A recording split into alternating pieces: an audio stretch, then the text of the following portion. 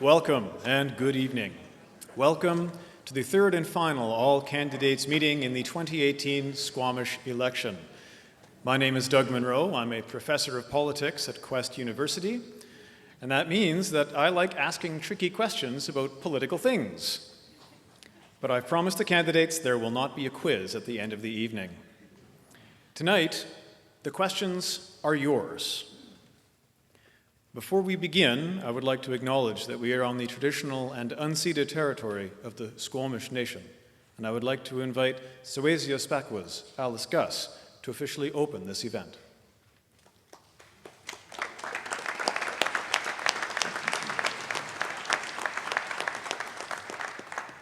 Hosiam eocht neue min heute ans Suesia Spakwas.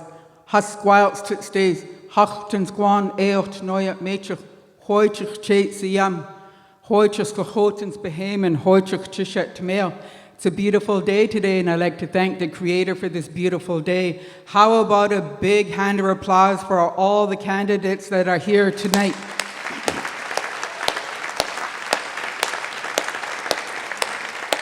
My hands go up to each and every one of you for being here today, because you are here representing your family. You are here representing your community. You are here representing your neighbors. You are representing the friends that are yet to be made. That's how we see it. When we stand up here, we are there for our children. We are here for our children that are yet unborn. I'm going to get my daughter to introduce herself. William.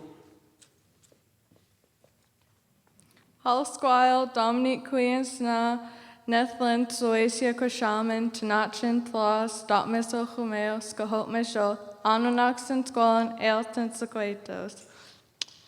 So, hi, my name is Dominique. My ancestral name is Suecia. It was passed down from my mom on October 9th. 2013. And to loosely translate what I just said, my name is Dominique. My ancestral name is Suecia. I come from the Squamish village in the Squamish Nation. I am a respectful person in all my relations.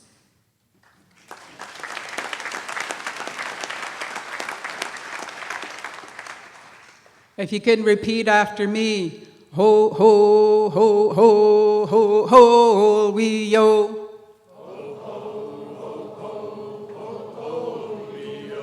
Ho, ho, we yo. Ho, ho, ho, ho, ho, ho, we yo. Osiam, you just did one verse of the victory song. This is a very victorious night. It's a victorious year. I wish everyone luck that's here, that's standing behind me. My hands go up to each and every one of you for stepping up to the base and swinging that bat. Whether they make it or they break it. I'm gonna sing a welcome song, and this song's composed from my great-great-grandfather, Chief Joe Capilano. Siapalak Siam, he and two other chiefs that went over to London, England of April 1906. He went over there because he was worried about the colonization of the land, because already they were taking over Vancouver. My great-great-great-grandparents lived in a village called Snout, which you guys now know as False Creek. My great-great-grandparents lived in a village which you guys now know as Stanley Park. My great-great-grandmother and grandfather, my great-great-grandmother Mary Capilano, who is the wife of the song that I'm going to sing, she lived to be 106 years old. She was still paddling in the canoe. I had the honors of being in that canoe in 2013 when they did the All Nations canoe. Nations from all over, we got together and we were there. One mind, one body, one spirit. We're working together. Just like the wolf and the sea wolf. You guys know the sea wolf as killer whales. We know them as the sea wolf, and the wolf. They're the one that teach us to work as a team, as a community, as a unit. And that's what we are doing here tonight. Because not only they're going to speak from their mind and their body and their spirit, you guys are going to share.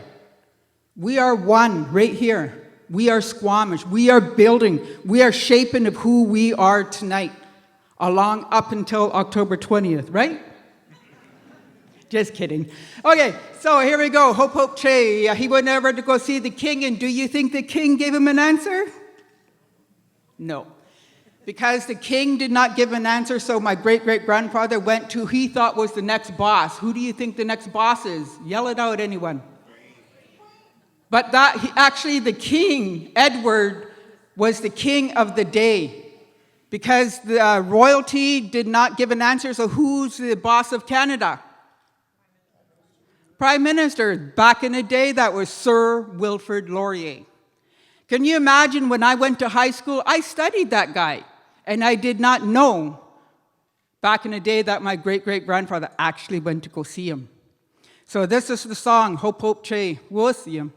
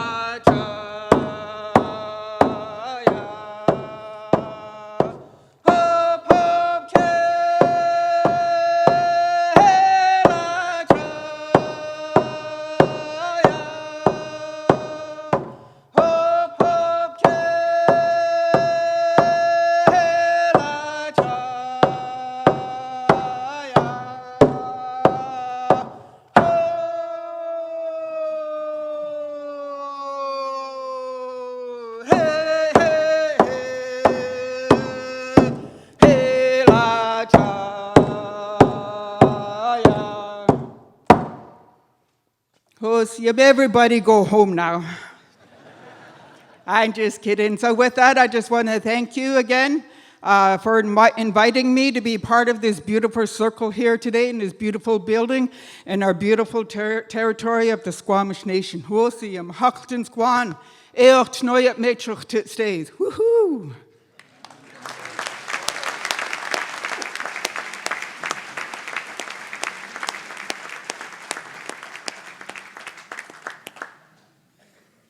Thank you. We are honored by your words and to be able to gather here. Suecio's words invite us to contemplate the complex legacies of our past at the same time as we debate the challenges of our future. Squamish is a changing community. Since 2011, an average of 10 new people have come here every week, some born into our community, some moving to it from elsewhere. This is producing interlocking challenges that we all know: development pressure, housing, growing demand on public services, growing demand on infrastructure. Identifying the problems is easy. Figuring out what to do about them and leading our community through change, that's the hard part. This is thus a pivotal election. The mayor and council chosen on October 20th will shape the future of our community. Tonight, we're joined by 4 candidates for mayor and 21 candidates for council, all of whom will have the opportunity to answer questions from the host organizations of tonight's events and from the floor. Regrettably, Tess Lindsley and Terrell Patterson have let us know they are unable to attend this evening. I would like to thank all of the candidates for standing for election and for taking part in this evening's event. I would also like to thank the Squamish Chamber of Commerce, the Squamish Arts Council, Tourism Squamish, and the Squamish Chief for organizing this event and inviting Quest University to participate. And finally, I would like to thank the district for providing a venue for the event. Before we begin, I have a few logistical notes to cover. Please be mindful of the fact that we are filming this event so that it can be accessible to people who aren't able to come tonight in person. Please silence any cell phones or similar devices. If you need to leave the room at any time, please exit to the outside of your row and then out the side door to keep the camera field clear. We have an aggressive timetable ahead of us with 2 rounds of questions, one for mayoral candidates and one for council candidates. In order to help us keep to time, please refrain from applause, cheering, or heckling until the end of each round. That includes heckling the moderator. As I mentioned earlier, if you have a question that you would like asked, if a question comes to you during the conversation, please raise your hand. A volunteer will come to you with paper and pen. You can write your question down. If it's directed at a specific candidate, you can write their name. Those will be brought up to me, and I'll be directing them to candidates throughout the evening. If you don't specify a candidate for the question, I will ask the next candidate in our randomly drawn speaking order this evening. Finally, there's a lot of hand-wringing about the collapse of civility in politics these days. Let's please remember that we are not only candidates and voters, we are also neighbors and friends. And let's keep this a respectful event. For the candidates, just a reminder of the rules. Mayoral candidates will have 2 minutes each for their opening statements and responses to questions from the panel, and 1 minute each for closing remarks and responses to questions from the floor. Council candidates will have 1 minute each for opening remarks, answers to questions, and closing remarks. I will hold up a yellow card when you have 30 seconds remaining, and when you are out of time, a red card. And after a few seconds, I'll just interrupt you and move on to the next candidate. We all appreciate your cooperation in not making me do that. I don't like to feel rude. The speaking order for tonight's meeting was drawn at random earlier this evening. We're going to begin with the opening statements from mayoral candidates, and the first speaker is candidate Susan Chappell.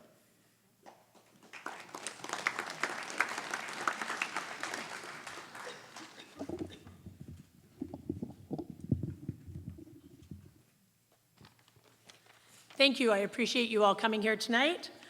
I've spoken with and listened to many remarkable people from our community during my term. People with interesting and innovative ideas that can contribute to our understanding of the issues if we take the time to listen to what they have to say and invite them into the dialogue. I've heard candidates talk about what they would do if they were elected. And I can tell you that experience matters in the office of the mayor, and tell you what I did as a councillor. Experience. Experience getting the climate adaptation plan passed. Experience getting the bus schedule changed to work with students. Experience advocating for and securing funding for a forensic nurse. Experience leading teams to create employment and move our economic development plan into action by building a not-for-profit to help drive our Squamish-based economy. I am transparent, I am honest, and I'm not a weekend warrior. I'm an advocate for the community 100% of my time. And because of my life experience, I am passionate about our social health, about growing our local economy, and I'm passionate about our environment. I know the issues, and I know Squamish. I enjoy talking about getting things done, but what I enjoy doing is getting things done. I've been a part of Squamish and its growth for 19 years. I'm raising my family here, and I want our children to thrive here. I'm going to be a senior here. I want seniors to have a full spectrum of housing and care, and I want it to be here. Staff has been working tirelessly on the hundreds of development applications we receive, but we need to take time and resources to develop effective policy to ensure our community grows sustainably. We need to address our facilities deficit and our essential services. I've been on the board of the Chamber of Commerce. I've been on the board of the BIA, the Community Foundation. I'm a part of the Rotary Club. I play hockey, I climb, I ride, and I recently completed an MBA. I am your Squamish Business Person of the Year. I'm Susan Chappell, and I have the experience and the passion to lead this community. On October 20th, Thank you very vote much, for me Susan. as mayor. That is time. Thank you.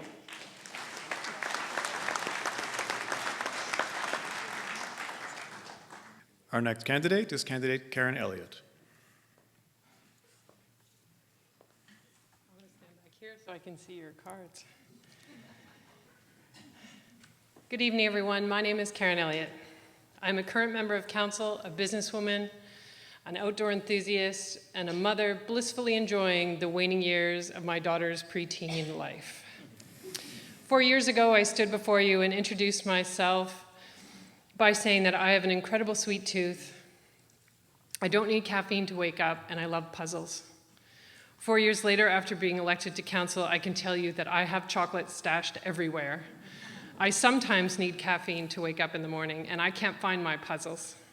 So here I am, back tonight, to ask for your support so that I can continue to serve, this time as mayor. My professional life has been all about helping people and organizations work better together. This is one thing that sets me apart as a candidate. In my work, I often find myself walking into a room where people are divided in their thinking and even hostile to the change going on around them. I help build understanding, invite new solutions to old problems, and support the group to find consensus and move forward. These are vital skills in the role of mayor to make sure that the right conversations happen.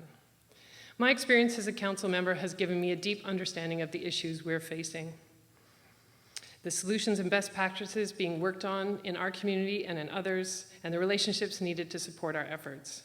Tonight we will speak to the challenges of affordable housing, family supporting jobs, and managing growth. We will address the role that tourism plays and the way the arts and culture connects us and stimulates conversation. These are some of the issues we face, but there are opportunities too.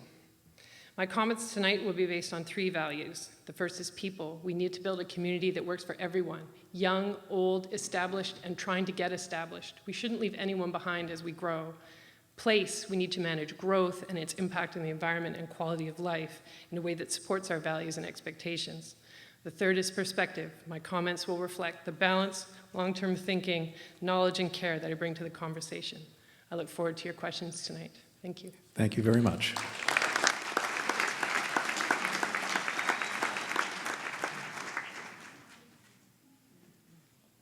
Our third speaker is Mr. Jeff Cook.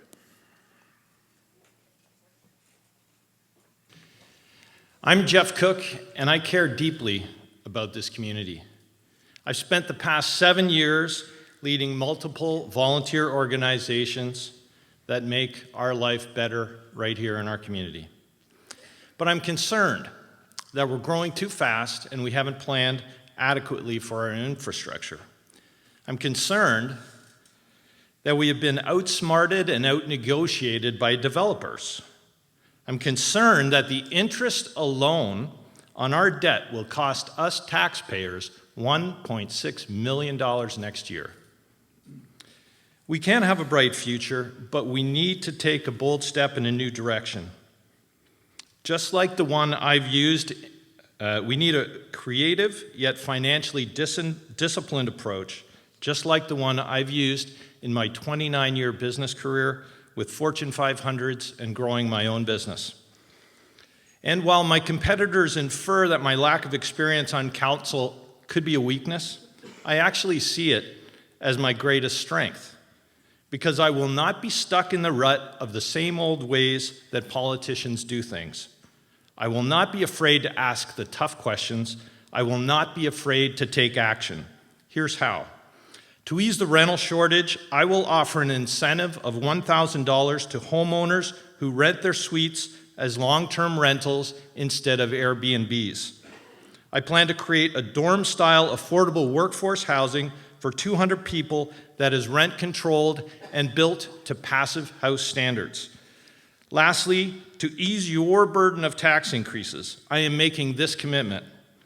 Over the next 4 years, I will limit tax increases to no more than 2% for the average home and business. You are expected to manage to your budget. Why shouldn't your government?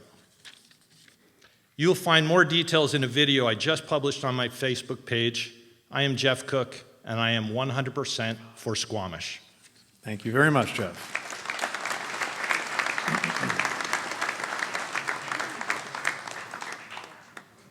And our fourth candidate, Paul Lally.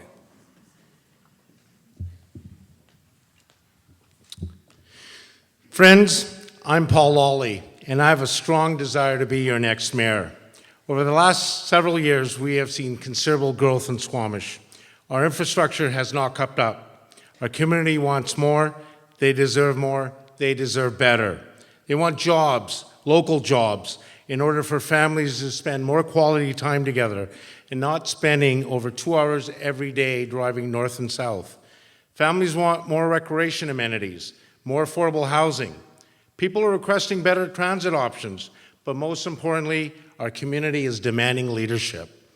And I'm your leader for change. I'm proud to highlight a couple of policy points from each of our 5 noted themes. Under families, once elected mayor, I will work to initiate free swim lessons for grades kindergarten to grade 2 students. We will work with community groups to initiate responsible investments in much-needed service upgrades and amenities at Brennan Park. Under jobs and economies, we'll create an economic development committee whose main goal will be to create new employment opportunities in Squamish, and as a result, expedite employment-based development permits. Under housing, we will increase rental and senior-oriented housing developments. We will respect existing neighborhoods as well. Under transportation, we will expand rideshare opportunities and explore additional transportation options for commuters.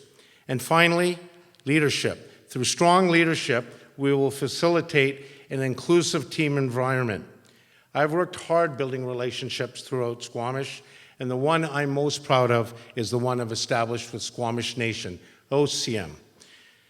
And I will continue to work with Squamish Nation both socially, economically, and politically. I look forward to your support. On October 20th, I respectfully ask you to vote Paul Lawley, your next mayor. Thank you.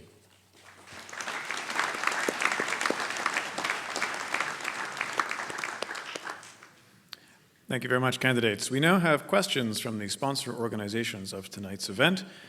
We have a question from the Squamish Arts Council, a question from the Squamish Chief, a question from Tourism Squamish, a question from Quest, and a question from the Chamber of Commerce.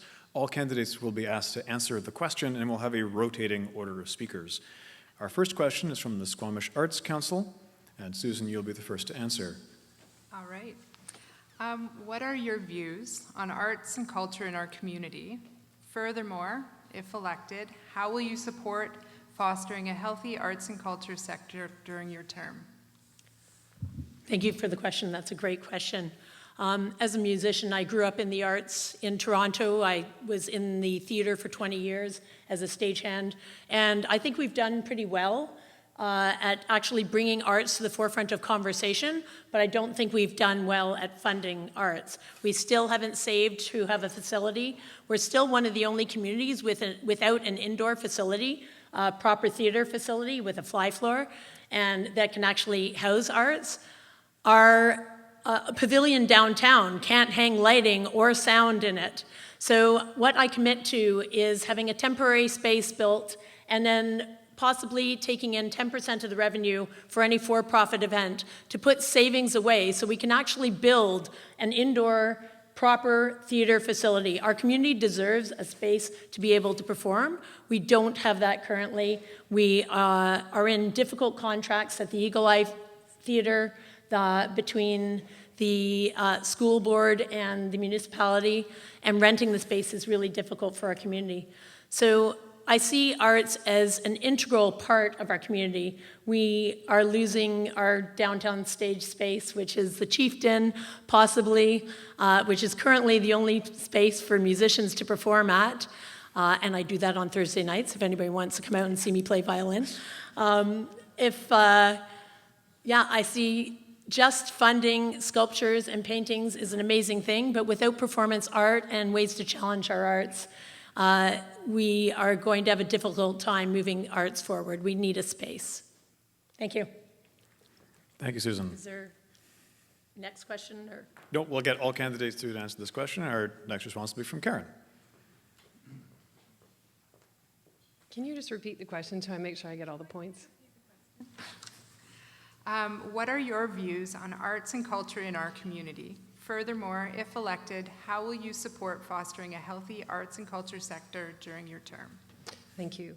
So I think the one thing that people sometimes think is that arts and culture is kind of like a nice to have in a community, but arts and culture is actually an economic driver, and we have a very vibrant arts community here in Squamish.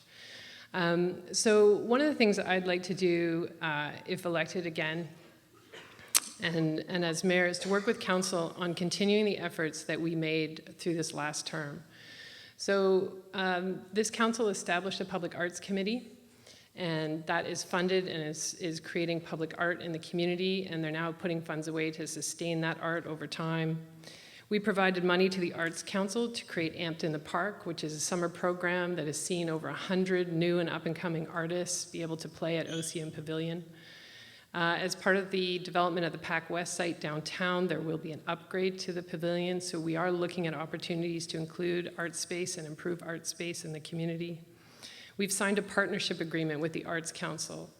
It's worth $45,000. It's a one-year agreement. I'd like to see that a multi-year agreement so that we are starting to prioritize arts and culture along with sports and recreation. I think that we need to be very creative in how we work with developers to include art space. We need to look at the redevelopment of Brennan Park to include multi-purpose space. I've seen examples where recreation centers have practice rooms, recording rooms, maker space, and that's all up in the air and open and available to us as we develop this building. So I think there's lots we can do. It's a vital part of our community, and I want to continue in that vein. Thank you.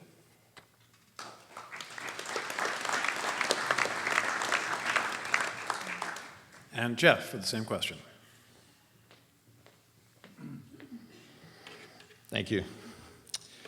First, I want to acknowledge that I think the past council has done actually a good job in promoting arts and moving it forward from where it was 4 years ago. One thing we have to realize is everything's tied together. So the better our economy is working, the more businesses can donate back into the arts and sponsor the arts. And if you look at most arts around the country and the world, you'll find that most of them are sponsored by business. So having a strong economy is very much tied to a good arts program. One of the things that we're in desperate need of is a good performance space, and my wife plays in the Sea to Sky String Orchestra, and she would kill me if I was a mayor and we didn't have an awesome space. So I'm going to be extra motivated to deliver that. I think one of the things, and I had this idea last year, is to start to integrate arts with other parts of the community and the recreation community. And I think it was 2 years ago, SORCA applied for a grant to actually integrate artwork at trailheads so that they would have art that would reflect, say, one of our iconic trail names, like Half Nelson or Pleasure Trail or Rupert. Have that available for purchase at the visitor center in Tourism Squamish and in bike shops so that artists could actually make revenue from producing this art. And right now we sell t-shirts and things like that to tourists that highlight trail names. But what if we integrated this art? And we talked with tourism as well, where we integrate tourism in this, in that we could have a mountain bike tour of different art through the woods, which I think would be a really innovative way to expose art to a whole new crowd. And I think that's the way that we start to really bring our community together in learning to appreciate and support all the facets of our community. Thank you very much, Jeff. That is time.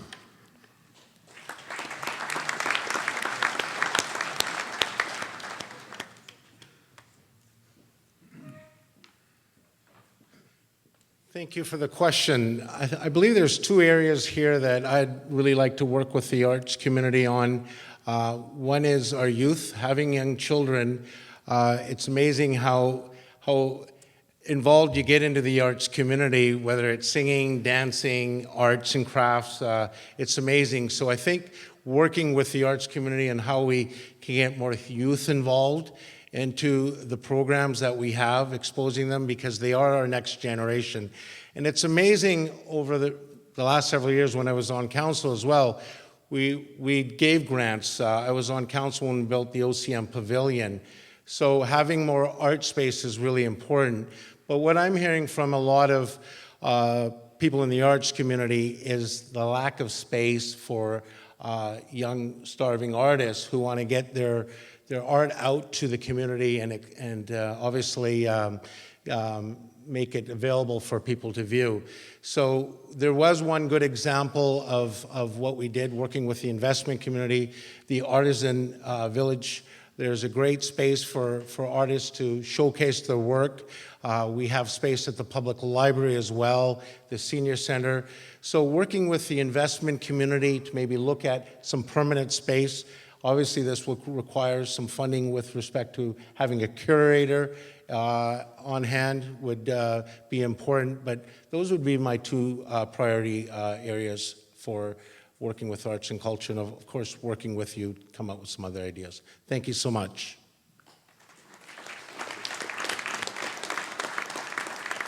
Thank you very much, Paul. Our next question is from the Squamish Chief. So our question from the Squamish Chief for the mayor candidates is, in a small town, most people have friendships or affiliations with a lot of local groups. What relationships, both personal or professional, do you have that would align or conflict with your work on council? And our first response is from Karen.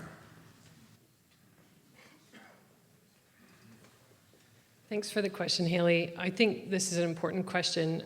It's really important that council set the bar high. So it's not just conflict of interest, which is it's just a financial conflict, but also the perception of bias, which is where a reasonable person might think that your decision would be swayed because of a relationship. So I have done some consulting work with the not-for-profits in our community. I don't have any ongoing contracts right now with that group, but I have recused myself in the past any time that I've been doing work in that area. My husband currently sits on the board of our school, so any decisions about that, I would recuse myself.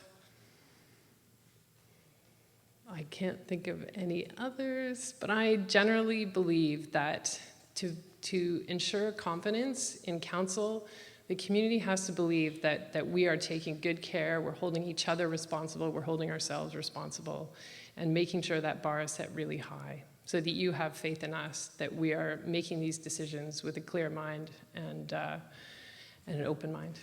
Thank you. Thank you very much, Karen.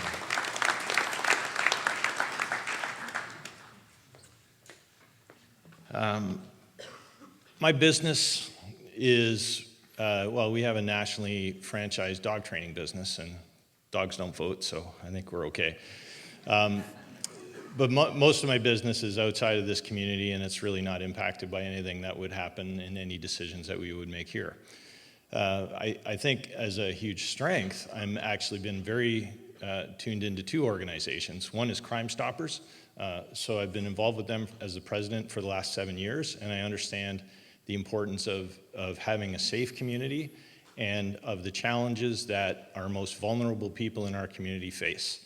And there are certainly, we've worked in the past with the Housetown Women's Center and Crime Stoppers to come up with cooperative programs to stop sexual assault. And that was, I think, a great initiative that we had.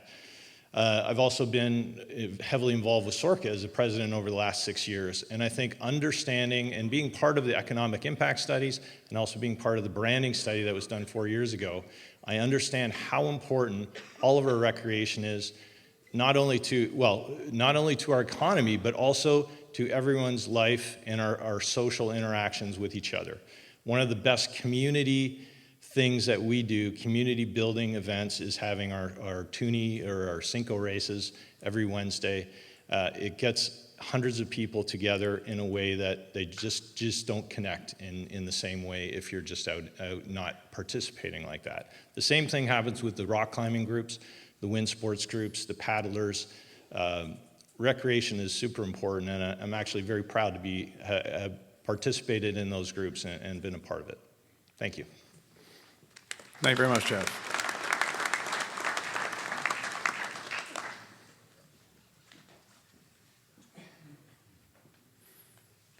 Thank you for the question. So conflict of interest rules are governed by the community charter. They're very clear in terms of of what one should do when an issue comes before you that you have a pecuniary interest. So I've served 10 years on council.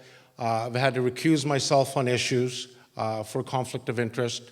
The rules are very clear. I do own property in Squamish. Certainly that hasn't stopped me from recusing myself in the past. But I was also born and raised in Squamish, so I know a lot of people. But from doing that, I've also taken positions on certain projects, which obviously you have to do as a strong leader. But conflict of interest rules and under the community charter are very specific, and so I would recuse myself if I was in conflict. Thank you.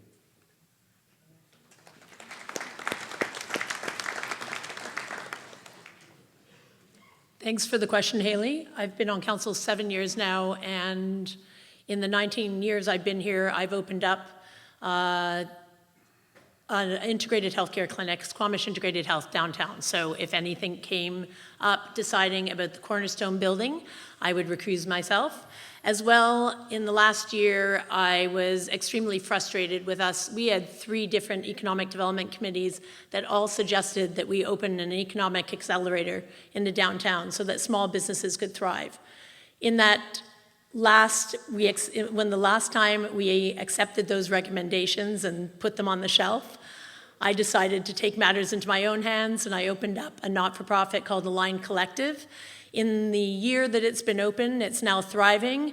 It's got its own board of directors, and I've stepped down from the board of directors and left it in the hands of the community, as it should be. So Align Collective is now in the hands of a very capable board of directors. It now hubs businesses as it's supposed to, and I rent a desk there like anybody else. If any decisions around Align Collective came forward, because of the perception of bias, despite stepping down from the board, I would still remove myself from conflict. And other than that, I have no more conflicts in the community. Thank you for the question. Thank you very much, Susan. Our third question this evening is from Tourism Squamish. Thank you. Our question is, I wish I had your question, actually. That was a really good one. But ours is, what do you see as the top 2 opportunities to support the tourism sector, and give us some concrete steps that you would take to realize them? And we're going to invite Jeff to the mic to take the first crack at this question. Thank you, Kirby. That's right in my wheelhouse, so I love it. There's a few things that came out of 2 things. One, the branding study and the economic impact study that were done a few years ago. Our recreation infrastructure is actually, I refer to it as the goose that's laying golden eggs. And the more that we can invest in making sure that goose gets fed, the bigger the golden eggs that it keeps laying.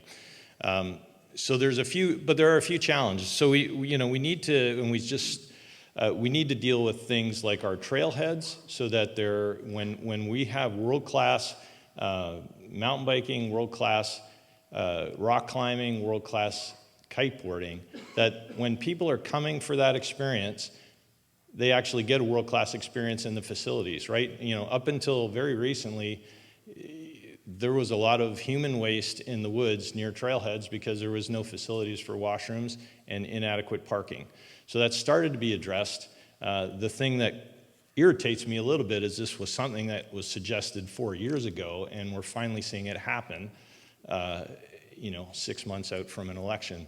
So, these are things, if we want to get really good about building our tourism economy, we have to take a much more proactive approach, I would say, to making sure that we keep that going. The other thing that we can do is start to integrate some of our different groups so that everyone's helping each other. All our community groups are fighting for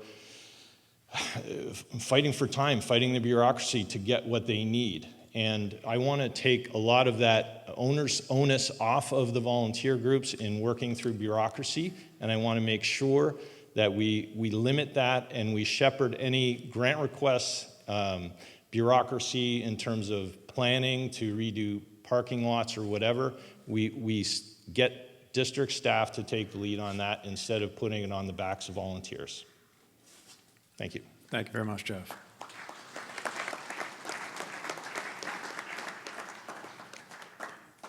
Over to Paul. Thank you for that question. So having grown up in Squamish when it was an industry town with forestry, mining, and rail, tourism certainly was in its infancy, and I think we've gone a long way with the creation of Tourism Squamish, providing funding around that, the hotel tax. But I believe our biggest opportunity from a tourism perspective is the opportunity with a four-season resort. That's an opportunity for this community to really transition and become a destination. And we have an opportunity where we have investors looking at spending considerable amount of money. There is a governance process that we need to go through with respect to that. So I believe that's a real opportunity for our community to capture Squamish and make it become a destination. Thank you. Thank you very much, Paul. Thank you. Those are all amazing ideas, but I believe my colleague actually mentioned the amount of debt that we're in. We have a monstrous debt to pay, and infrastructure is incredibly expensive. Without partnerships, infrastructure for trailheads is going to be incredibly difficult. Most of our trailheads start in positions where it's on private land, so negotiating with the landowners is incredibly important. Making sure that we're assigning the appropriate amount of financing is competing with other aspects of our economy. It competes with our healthcare priorities as well. Currently our SORCA grant is funded out of grant and aid, which is, I've always found that an inappropriate place to put recreation infrastructure, where you're giving a massive grant to one group and then actually making hospice fight against that group for resources. So that's really difficult. But actually, having small shuttle buses and centralized parking is something we can do immediately. We have a centralized parking area outside the Adventure Center.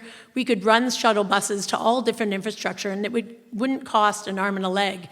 We can't have massive amounts of infrastructure outside on public land or outside of people's homes. We also have to deal with parking at the trailheads by working with partnerships with landowners in the area to develop infrastructure that's badly needed, and before they develop their land, actually start clearing some of these areas and providing parking in those really difficult trailheads, like up at the top of Perth. Working with people like Anthem that have massive amounts of flat gravel land that could be cleared and used as a parking lot until we develop the income and the infrastructure that we need to be able to fund the trailheads. Thank you, Kirby.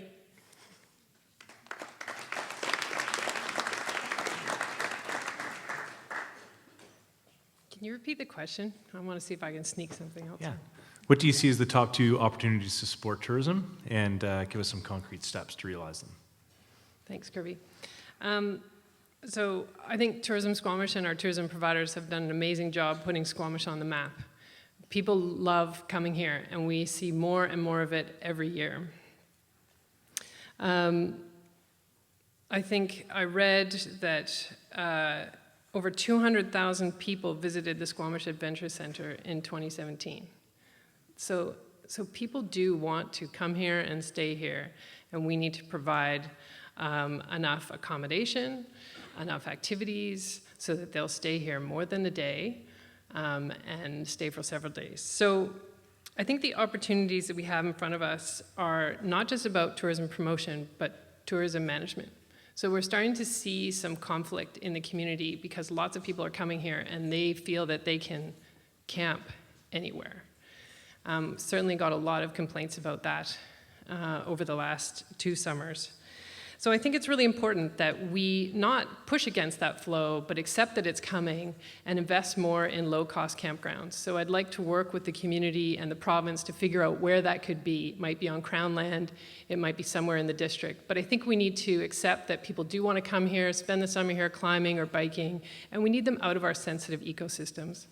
We've had a great partnership with the province in enforcing, moving people along in some key areas over this past summer, and that needs to continue. I don't want to get any more letters about people defecating in the river or leaving their garbage or starting fires during the fire season. So I think that's one way that we make our town welcoming to those lower cost tourists. I think the other big opportunity is workforce housing. So the province has signed an agreement with the province where short-term rentals will now be paying tax. And some of that tax can go towards affordable housing. I think we need a workforce housing solution for our seasonal workers and those working in tourism. And I think that we can make that happen in partnership with Tourism Squamish and the Chamber to come up with a plan that works and that will house our Thank you very much, Karen. staff. That is time. Thank you.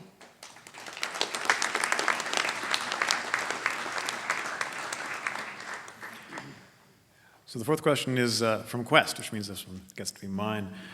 I'm curious, for all candidates, what guiding principle would inform your decisions while in office? Thank you for the question, Doug. Very good one. And I believe the guiding principle that would guide me is really listening to the community. It's listening. I think a good leader needs to listen first and foremost and have a pulse, its pulse on the community. So for me, that's really important to engage, be accessible, and ensure I get out to the community and ensure that I talk to as many groups as possible. Like you said earlier, Doug, this community is growing. It certainly has a lot of growth pressures. So I want to ensure I get out and speak to as many people as I can over the next 4 years if I'm elected mayor, and ensure I listen. Thank you.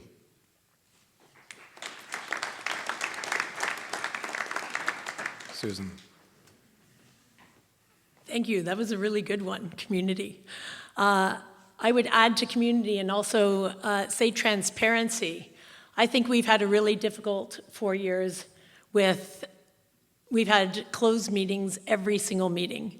And I don't feel like we've gone out to the community and actually engaged the community in a transparent and honest, open way. I feel like our community has been incredibly passionate, but that through the basic fact of not listening, that we've become divisive and polarized in our opinions and limited our ability to speak about really broad issues. And we've had issues come to council that we don't have much decision-making authority over.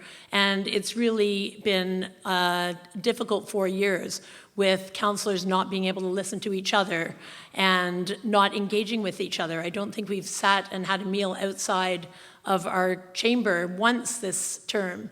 So that divisiveness really, I think, with more transparency and openness and dialogue, we can really move that dial. Thank you. Thanks, Susan.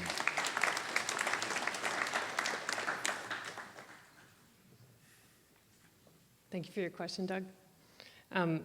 I'll just begin by just a little shout out to our staff and our Community Advisory Committee for the OCP that just won a national award for the engagement we did on the OCP. So good job, community.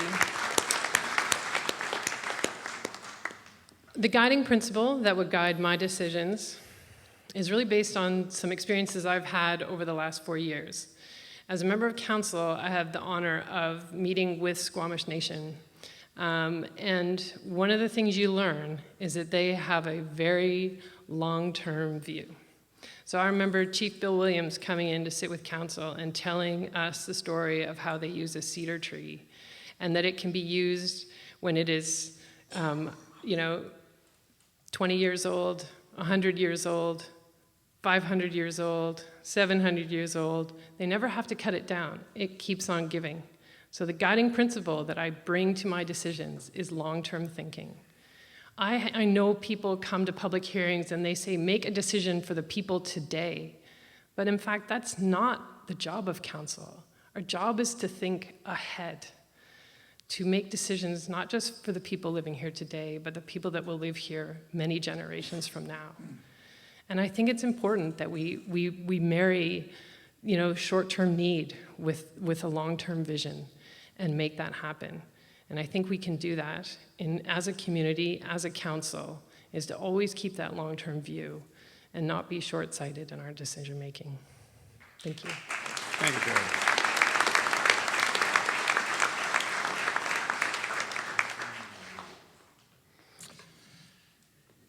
When I think about what the guiding principle is, it makes me think of, well, what's our vision for our community? And even with the OCP, and it was awesome that we got it done, I don't think anyone in this room could tell me in a sentence, well, where's Squamish headed? What are we about? Are we a bedroom community? Are we a tourist community?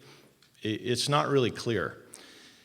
I have a vision for Squamish where it is the best place on the planet for a family to live and to work.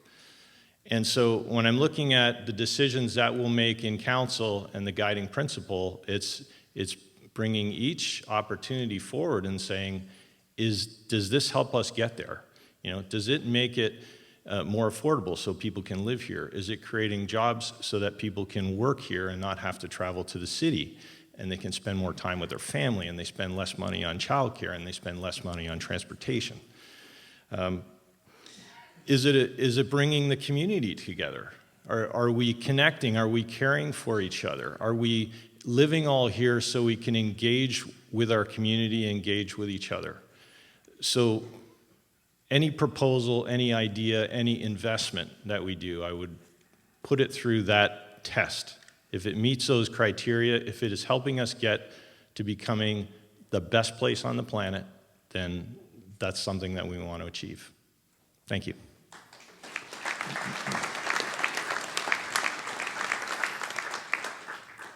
And our final question from the panel is from the Chamber of Commerce. So, for obviously, what do you see as the top 3 priorities for business and economic growth?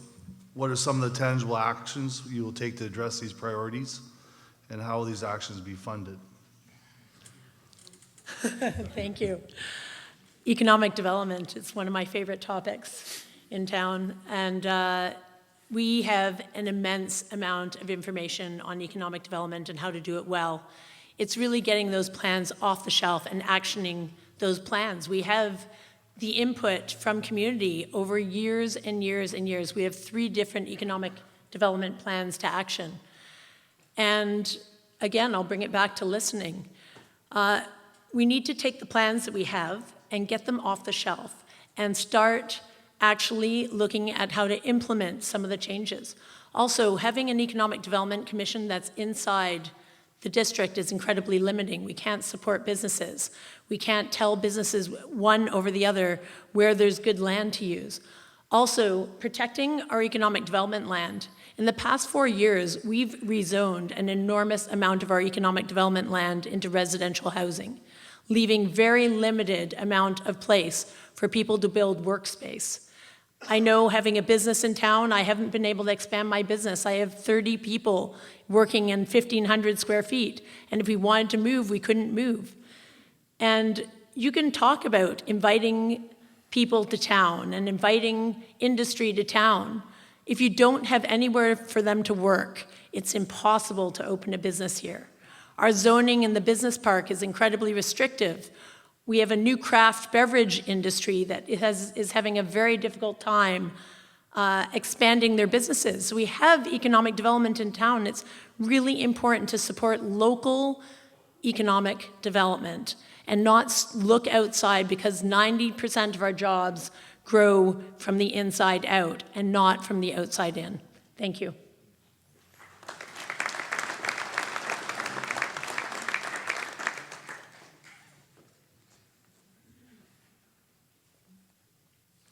Rob, can you just repeat the question? Sure. What are the top 3 priorities for business and economic growth? What are some tangible actions you'll take to address these priorities? And how will these actions be funded?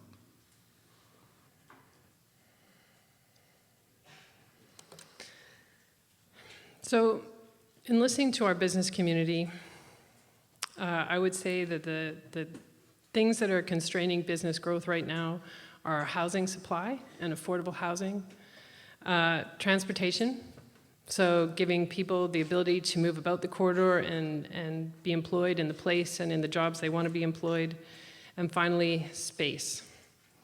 So in terms of housing, we know we have an affordability crisis. We know that 30% of our renter households are paying more than 30% of their income on housing. So that puts them in a core housing need. They can't afford to live here, and we need to help them solve that problem. And that means freeing up land for purpose-built rental quickly. So we've got a project going on Buckley Avenue. There's a new movement by municipalities across the province to ask the province to put up some crown land for affordable housing, and we need to be part of that movement. I know the Chamber up in Whistler is jumped on board. I hope our chamber does too, to try and make that happen, because the province has a lot of land. I think there's partnerships to be had with Squamish Nation. They've just launched their housing strategy, and I think there's synergies to be found there. We have a CAC policy that helps us pay for affordable housing. We have that includes getting housing built in developments that are ongoing. And so we need to keep our eye on that ball. It won't be solved by this council or the next council. It's going to take decades of effort to get us back to where we need to be. Transit, we have a goal of September 2019 for regional transit. I think there's opportunities with private and public, a public solution as well as private solutions to fill that gap. We're working with the province on a funding solution. Thank you very much, Karen. Thank you.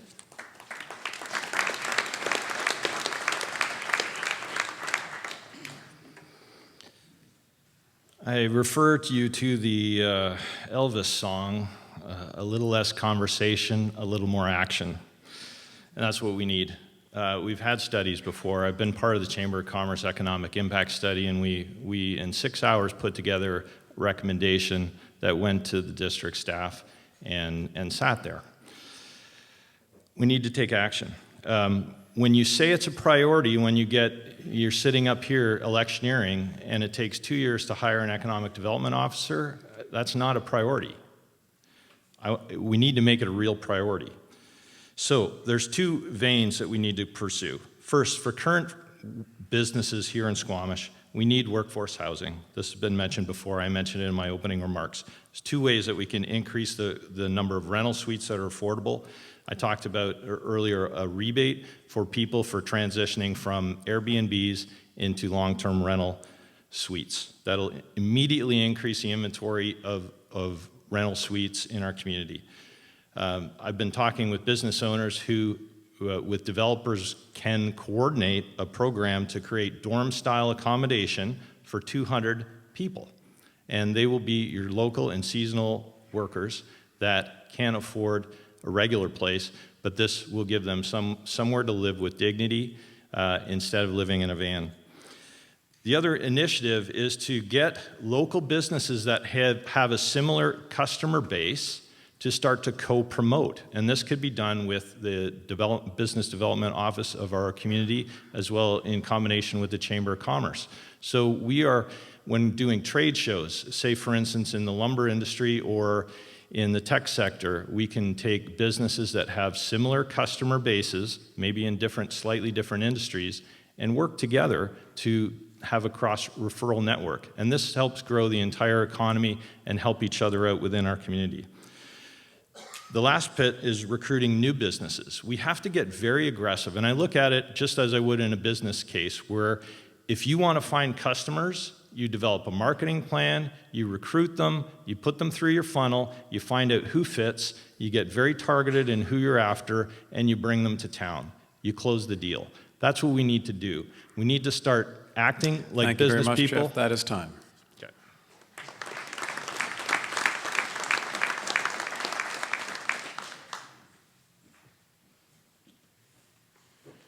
Great, thank you for the question. So first and foremost, like I said in my opening speech, I want to initiate an economic development committee made up of business leaders in our community representing different sectors.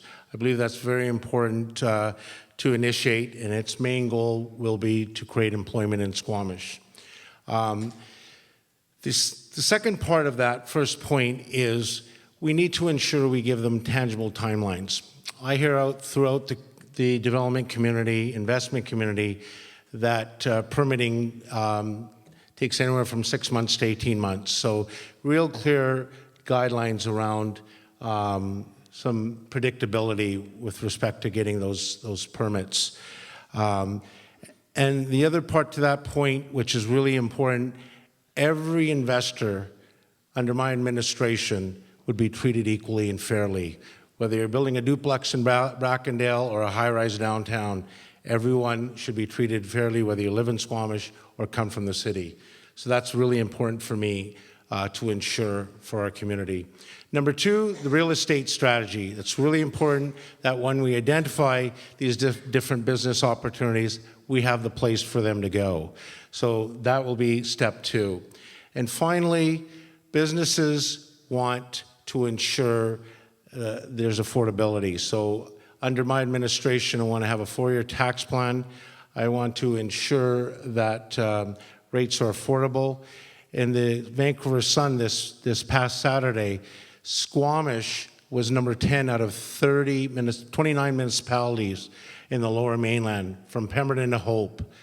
We had over a 20% tax increase over the last 4 years. That's not sustainable. We'll address it. Thank you.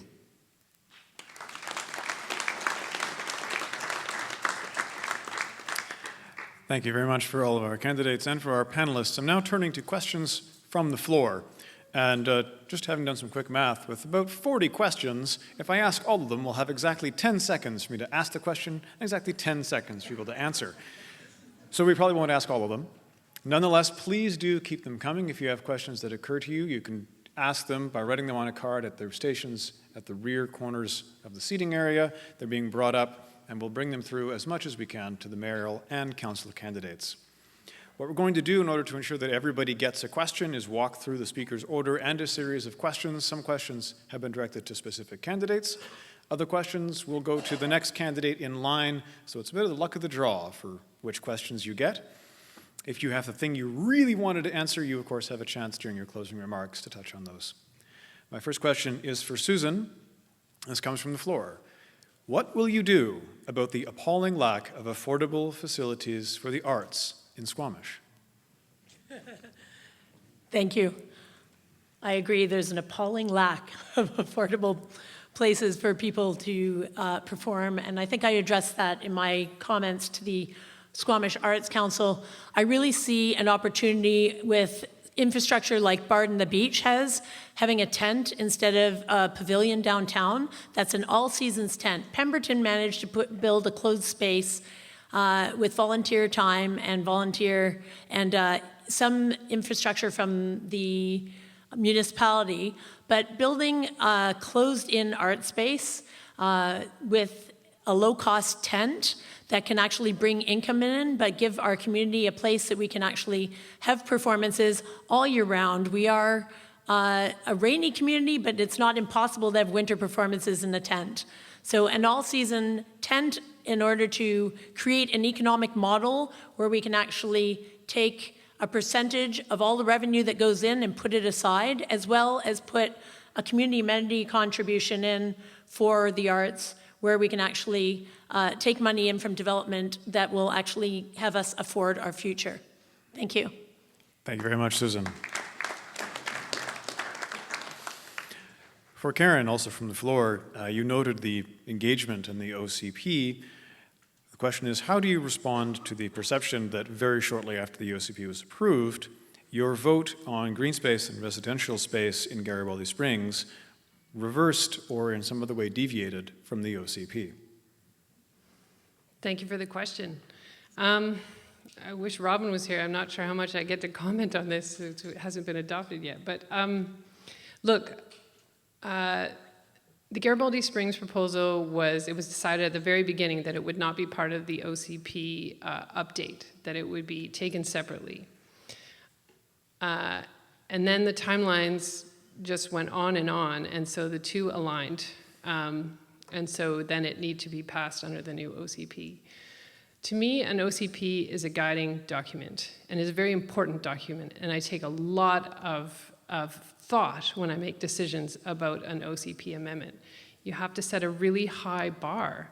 And again, you have to take that long-term view. Is what the developer offering and what they are creating for our community, does it justify an amendment to the OCP? You know, council deals with OCP amendments on a regular basis. It's 1 minute, isn't it? And for me, I think weighing the checks and balances, that development I think will leave a legacy for our community that everyone can enjoy. Thank you very much, Karen. Question for Jeff, also from the floor. What role should Squamish play in the development of a regional transit system, and how should regional transit be funded? That's a great question. Squamish needs to be at the table, obviously, with Whistler, Squamish, and into Vancouver. We need to find a way to make that work. I think, but the first thing that we need to do, and this really isn't clear to me, is figure out what is the consumer need for it? What is it going to take to get people out of their cars and into a bus? Because you look at the experience that's happening in Vancouver right now, and how crowded the roads get before someone will take a SkyTrain, which is actually pretty efficient. So what are the problems that we really need to solve?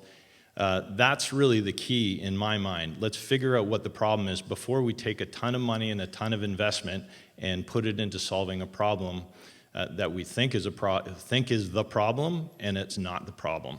I think we can spin our wheels quite a lot there. I think there's, pun.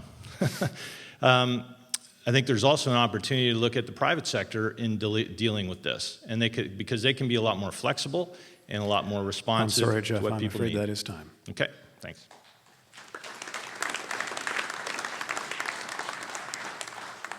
And a question for Paul from the floor. How do you intend to balance maintaining our environment, trail system, green space, with development? Well, that's certainly an issue that came up at the Squamish All Candidates Forum, and I believe it's an important one. I believe the District of Squamish over the years has done a pretty good job in mapping sensitive areas to identify those environmentally sensitive areas. So obviously, we don't want to grow into those with new developments coming on board. We want to ensure we protect those areas, and obviously we'll continue to do that. Thank you.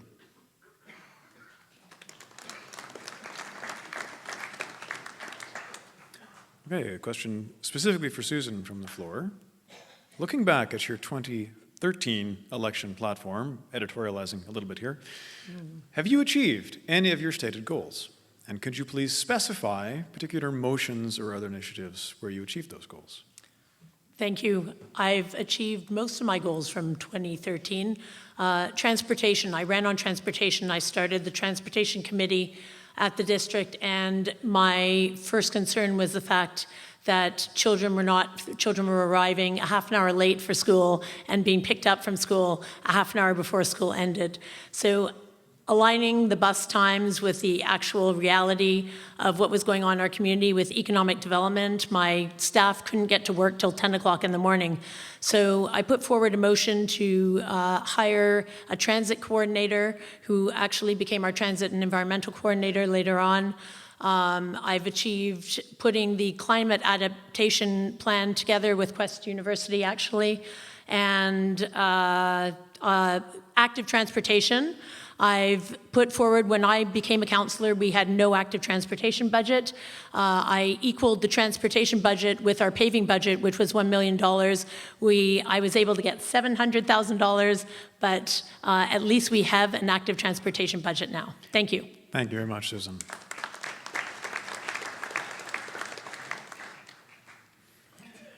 To Karen, what will you do to ensure public business is discussed in open meetings and not in camera sessions? That's kind of an easy one. There are really only 3 reasons we can go into camera, and that's really not to hide anything from the community, but rather to protect any of the people that we might be talking about. So HR issues, when we're talking about a specific person, they go in camera. Land sale issues go in camera so that we don't show our hand if we're trying to acquire or dispose of property, so we don't want that discussed in the open until we're ready to make an offer and negotiate. And then legal matters, of course, anything before the courts happens in a closed meeting.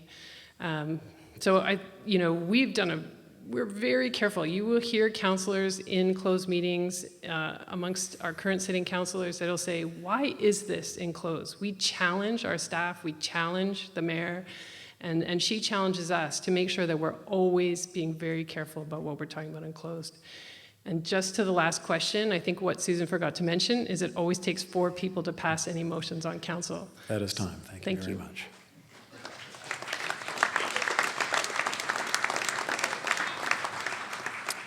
We have a question specifically for Jeff this evening. You mentioned a $1,000 incentive for releasing short-term rental stock to long-term housing. Given that there are an estimated 450 units on Airbnb in Squamish, of which 1/4 are houses, if even half of them accept this offer, how will you pay for it? Well, how do we not pay for it? You know, how do we not offer more rental units to our staff? Is it not cheaper to do this than to build an entire new building? So in my mind, it can come from CACs or whatever pot is created to create affordable housing, because this is exactly what this is doing, creating affordable housing for people. Thank you. Okay.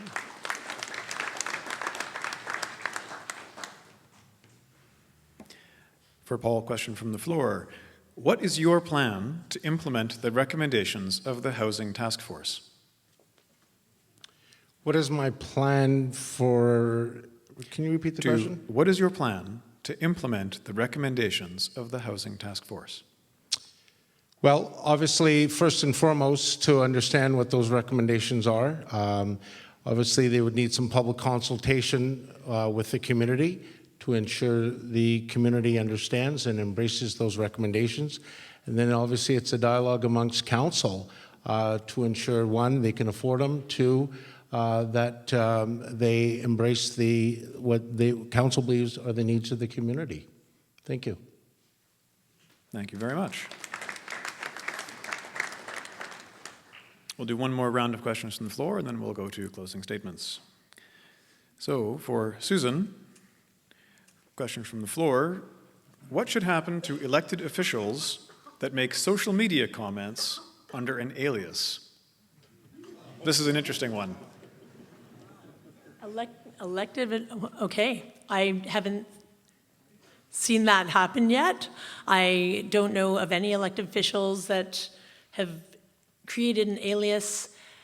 But yeah, if somebody is trolling, there should be severe reprimandation and actually removing a person, if it is found out that that's true, removing from office, I think, would be a really appropriate punishment, is removal from office. Okay, thank you very much.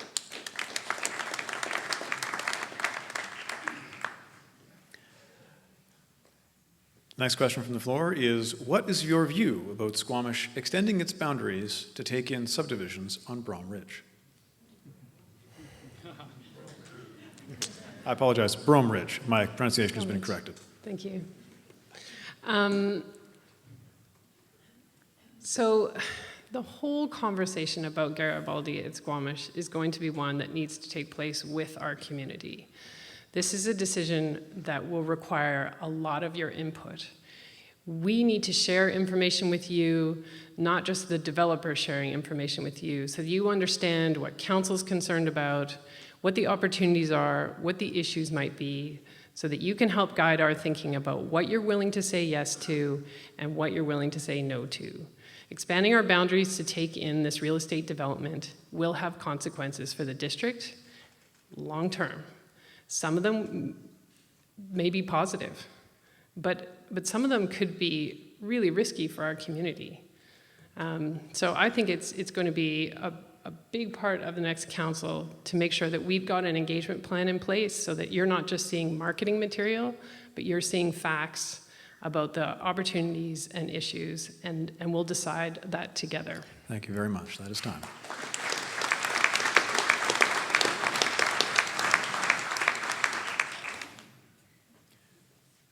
From the floor, do you support the new seniors housing project on Eagle Grove? Yes, I do. I think it's a great opportunity to provide much more housing in the financial way that we can actually afford.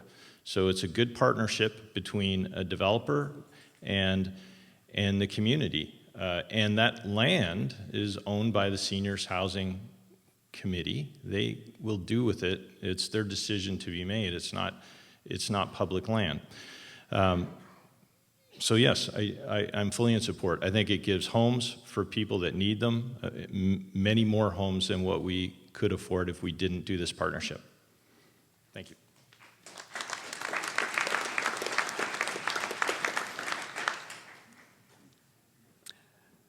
And the last question from the floor for Paul. Can you speak about how you think the vulnerable, impoverished, and disabled folks in this community feel, and what you will do to bridge the divide between what is often referred to as us and them? Great question. So having grown up in Squamish, we used to have most of our community working here. Obviously, economic development is really important. But for me, from a socioeconomic background, I don't care who you are, where you live, what color you are. I want to be your voice. I want to listen. It's very important. Like I said earlier, good leaders listen. And so for me, it's about being approachable, about being accessible, and ensuring that their voices are heard in order to bridge that gap. Thank you very much.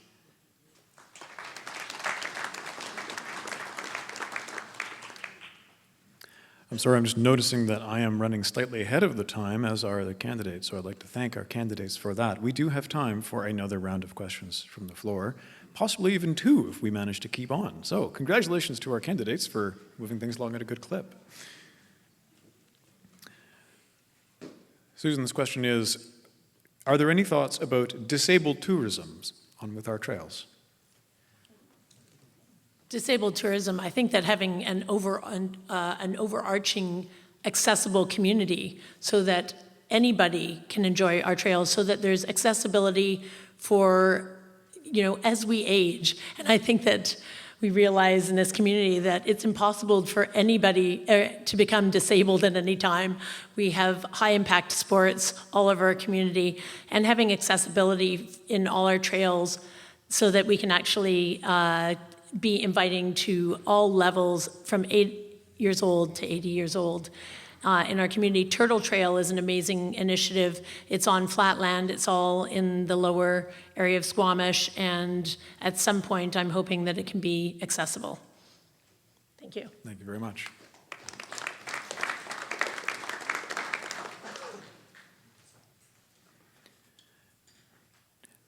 How will seniors' well-being influence planning and development on council if you are the mayor? So this past council, actually very early on, we decided that our decisions should be guided by thinking about this community working for 8 and 80-year-olds.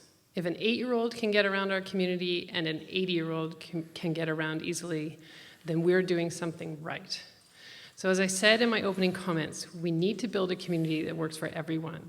So that means putting in better transit infrastructure so that people aren't waiting in the rain, that there's ramps up and off of sidewalks, that we have someone on our advisory design panel who specifically looks at accessibility issues. And building on Susan's comments, we need to make sure that our parks in the Valley Bottom and our tourism operators are also building accessible uses so that our seniors and elders can use them as well. Thank you.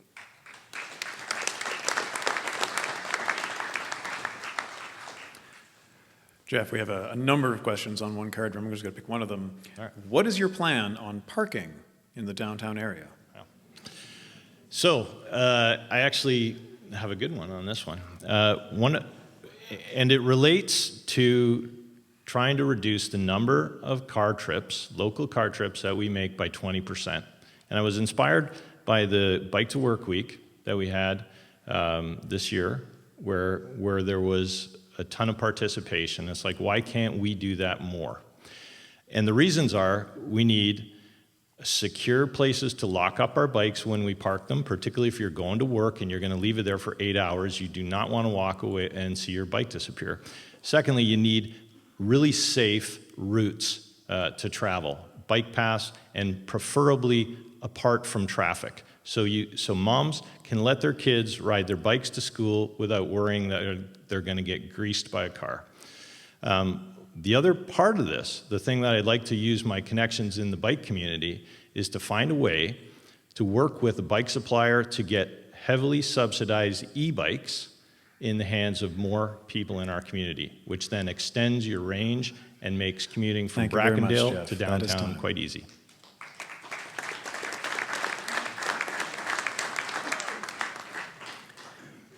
Okay, and for Paul, what is your plan to support small local businesses, particularly when faced with commercial rent increases? Great question, Doug. So I had the privilege and opportunity to meet with the local BIA, Downtown Business Improvement Association, a couple weeks back. And certainly it's engagement. Talking to the small business retail sector is really important for me. And from that, found out a lot of things. First was that employees are tough to find. And through discussions, we talked about maybe doing job fairs at Quest University or even at Howe Sound Secondary to tap into markets that they may not already be doing so. They talked about assessments along Cleveland Avenue. And being the former chair of the Sea to Sky review panel, a property assessment panel, I encouraged them. There is assessment reviews being done every year. I encourage them to get together because it is all market-based, to go forward and pitch their appeal. So, it's about collaboration, it's about talking. Thank you very much, Paul. Again, it's about working together. Thank you very much.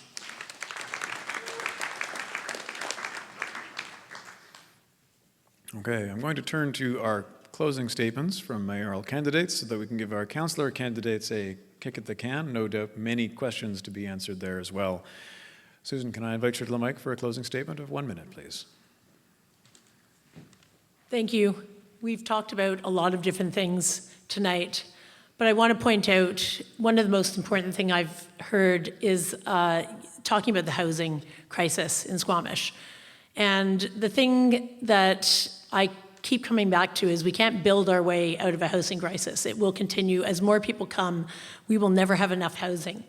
Encouraging the fact that we have employment, 3/4 of our business licenses are building our residential houses. That's an enormous impact on our economy. And if there's any blip in interest rates or any change in the global economy, that will be a disaster for Squamish. We need to change our economy and diversify our economy with local businesses. Ensure that the zoning isn't restrictive so that local businesses can grow and employ more people. We also, building modular housing until we get the massive, we have 10,000 houses on the books right now. Until those houses are built, we need temporary modular housing to actually house some of our employees. Moving towards a sustainable economy, one that's rich in culture, one that's diverse. Thank you very much, Susan. Thank That's you very been much.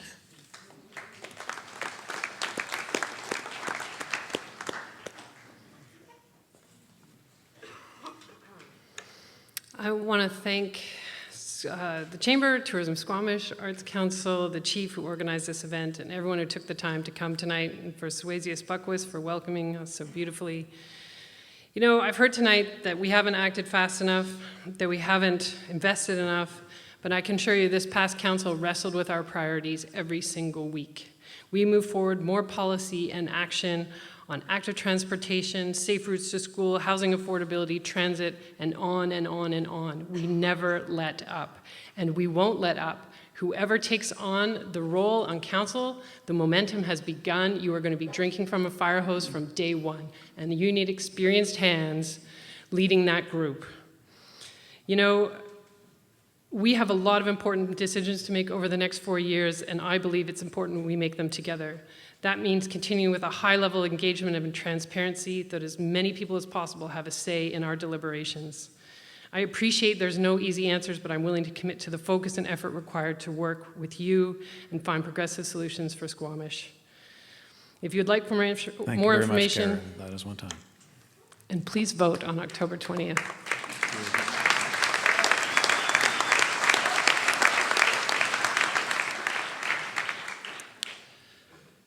You guys have a choice to make that'll impact your lives for the next 4 years.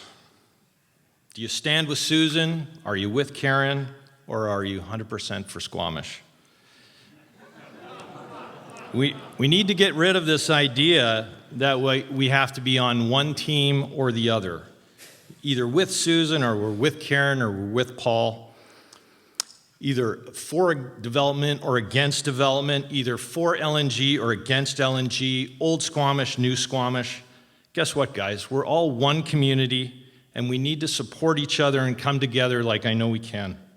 It's time to end the divisiveness. It's time to bring this community together behind a clear and consistent vision of making Squamish the best place on the planet to live and work. If you are for Squamish, please give me your support on October 20th. Thank you.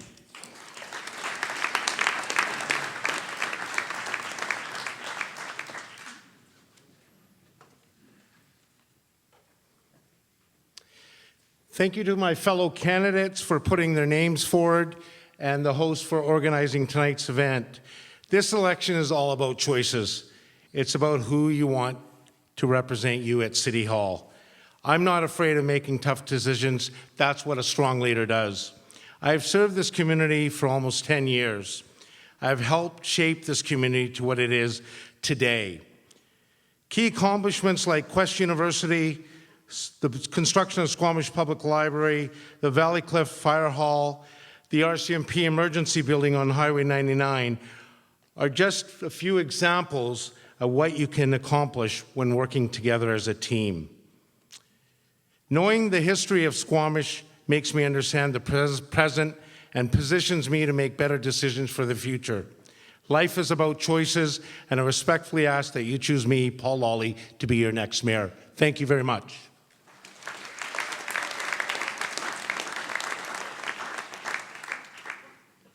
Okay, thank you very much. We're now going to turn our attention to our councillor candidates. All councillor candidates will have 1 minute for an opening statement. Then we will be asking questions from the floor. Again, many questions, more than enough to keep us going all night, but we will try to end well before all night. And we will be going in the randomly drawn order that we set at the beginning of the evening. So to begin, I'd like to open Janice McLean to go into the mic for an opening statement.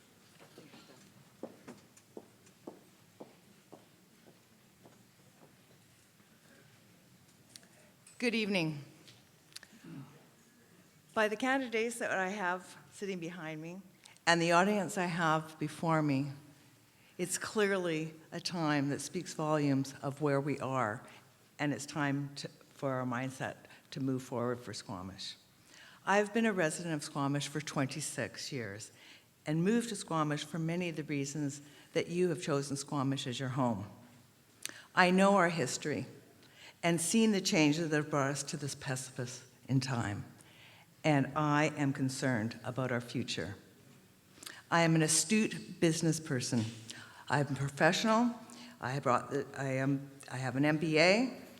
I have over a 30-year career in business, marketing, communications, and public relations. I've worked overseas, and I've worked in regional. I've worked in private sector and public sector. I'm a relationship builder that believes in engaging dialogue with all stakeholders, special interest groups, subject matter experts, to create better outcomes for decision making. The successes I've achieved are the results of my education, skills, and abilities. Thank you very much, Janice. That is 1 minute. Thank you so much.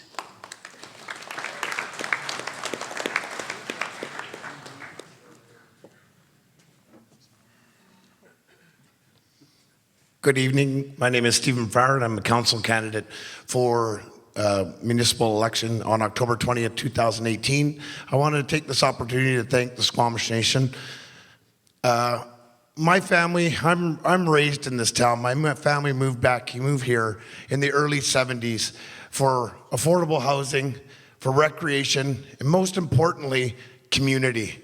It was a community then, it's a community now. At the end of the day, I think we need to end the divisiveness as been spoken to there tonight.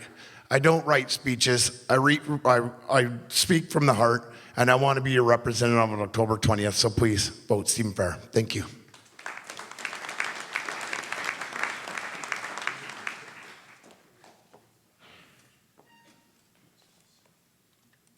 Hi there, good evening, everybody. My name is Jenna Stoner.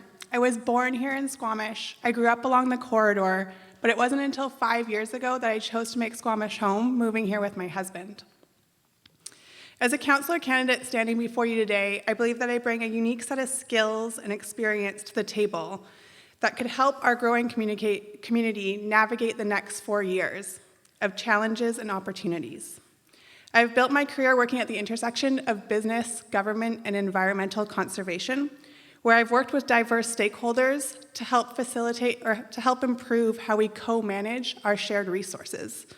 The projects that I've worked on have extended from small-scale regional projects to large-scale international projects with multinational corporations and intergovernmental organizations like the World Bank. At the local level, I volunteered as a board member with the Squamish Climate Action Network, a role that's afforded me the opportunity to engage deeply with our community, work with staff, council, and regional district staff to implement programming around food security, zero waste, energy, and transportation. I'll leave it at that. Thank you.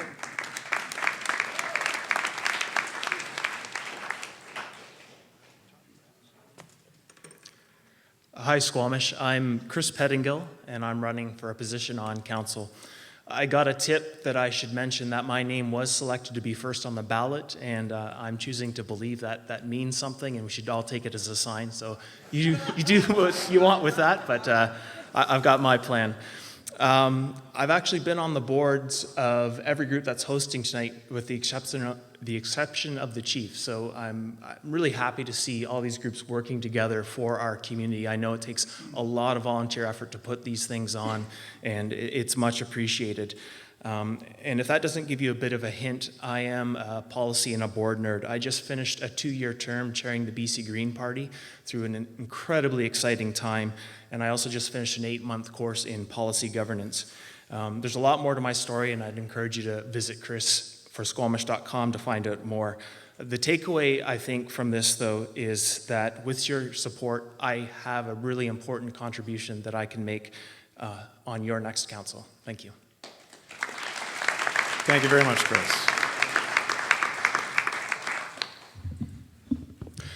Salut tout le monde et merci d'avoir venu ici aujourd'hui pour nous en parler à propos des problèmes qui sont en face de Squamish aujourd'hui et à l'avenir. Hi everyone, thank you so much for coming out tonight and for being able to speak with us about the problems that are facing Squamish today and in the future. My name is Sasha Fabry, and for those who didn't already know, I am bilingual, and I grew up in the French immersion program, much like the almost 1,000 students here in Squamish.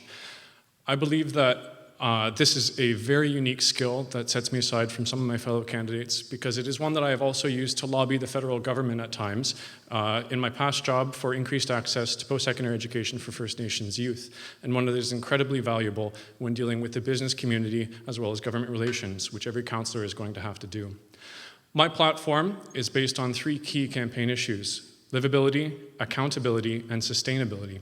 When we're looking at the organizations that want to invest in Squamish, and we're looking at the business that want to come into our community, they want to make sure that there's livability for themselves and their employees, that there's an accountable government that will hold the tax base and the commercial industrial taxes at account, and to make sure that there is sustainable development in town, there is sustainable infrastructure. Thank you very much, Sasha. That is time. Thank you so much.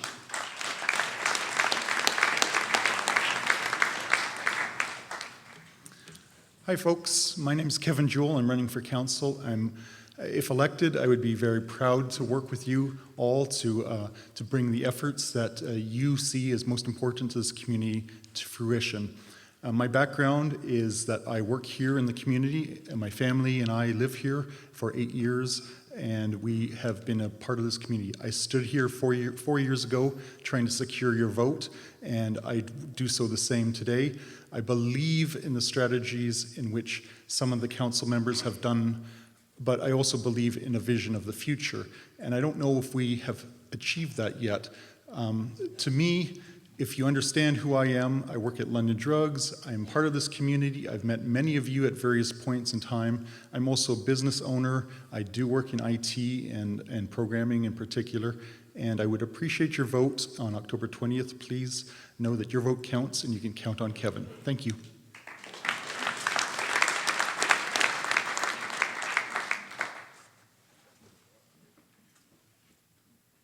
Hi, everyone. My name is Phil Odette. I'm running for a seat on council. Just looking here and seeing how many people have shown up, it's a testament to how much we care about our community. I, too, really care about the community. I've been here 16 years, and one thing that I've always thought is there's a really special harmony in our community. We all get along despite all our differences and all our various backgrounds. And something that we need to do is preserve our harmony. And I think that 3 issues are affordability, environment, and people. The first thing, affordability, we need to make all decisions that we make based on ways that we can make this and keep this community affordable and more affordable and livable for families. The environment, that is something, as I believe is one of our great resources, that we need to do all things in our power to protect following the OCP. And the people. I believe the people of this town are the greatest resource, and I believe in thoughtful and thorough consultations with all groups, and will base all my decisions on that. All those 3 things. Thanks, everyone.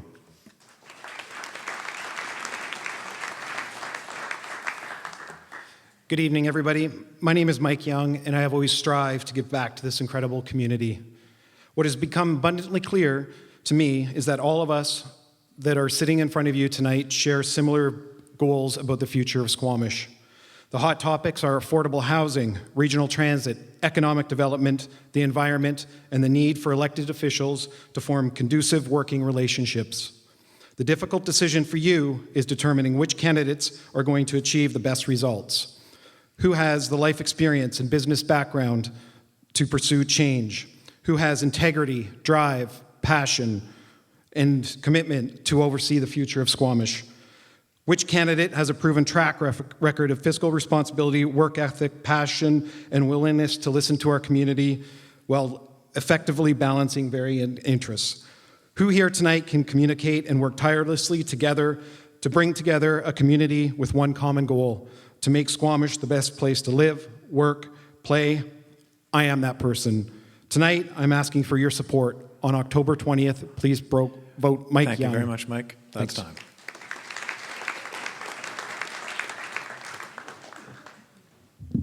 Good evening. My name is Eric Anderson. I grew up in Squamish. I've been following local elections since I delivered the local newspaper. I was always late because I had to read it first. Election issues can be about themes or projects, one or the other. It seems to me that projects to decide about come and go. In this election, there's an underlying theme. Can council do a better job of negotiating on behalf of the citizens of Squamish? Can it be seen to do a better job of negotiating on our behalf? Can it inspire this confidence? Negotiating strength is important for development projects with many devils in the details and cumulative effects for our infrastructure, for our community amenity needs, overall land use and waterfront planning. But not only for such projects. We are also in need of significant support from senior government agencies, Crown lands and how they're managed, the very large BCR Properties land portfolio and its fate, transit, supportive housing programs, diking and dredging, many millions, and habitat restoration to go along with those, a property tax agreement with LNG and an interface with the province. Thank you very much, and so Eric. on. That is 1 minute. Thank you.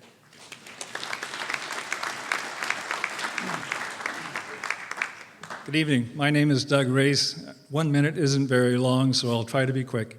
I'm just completing my 10th year on your council. This is actually my 4th election campaign, and frankly, even saying that scares me a little bit. But when I spoke to you my first campaign 10 years ago, I spoke to you about my vision for Squamish, a sustainable and livable community. Those are easily used words, often overused words, but it was growing in balance with opportunities for employment, residential, and recreation. And livable was a number of different things, and I can't list them all right now. I'd be out of time quickly. It's on my website, dougrace.com, and I encourage you to go there. But I still have that vision, and if elected, Those are the visions that will guide me in the decisions of the future. On October 20th, I find myself at the bottom of the ballot by random draw. Please save one vote for me. Thank you.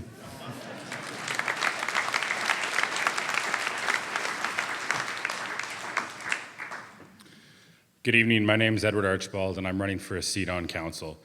I've been in Squamish for 3 years, but my history goes back to 1988 when I first came to Squamish on the Royal Hudson. It then moved to 2008 when I came up to visit the train museum with some friends and looked around and realized this is a place I wanted to raise my family. We moved up here in 2015, my wife and my young son Hunter. And since that time, my family's invested heavily in the community through financial and time commitments to events such as the Wind Festival, Crave, and the Food Bank. I currently sit on the board of directors for Squamish Helping Hands, the Squamish Hospital Foundation, the Downtown Business Improvement Association, the Squamish Community Foundation. I look forward to getting to know as many of you as possible over the next 3 weeks and talking about my platform. You can read more at edwardarchibald2018.ca.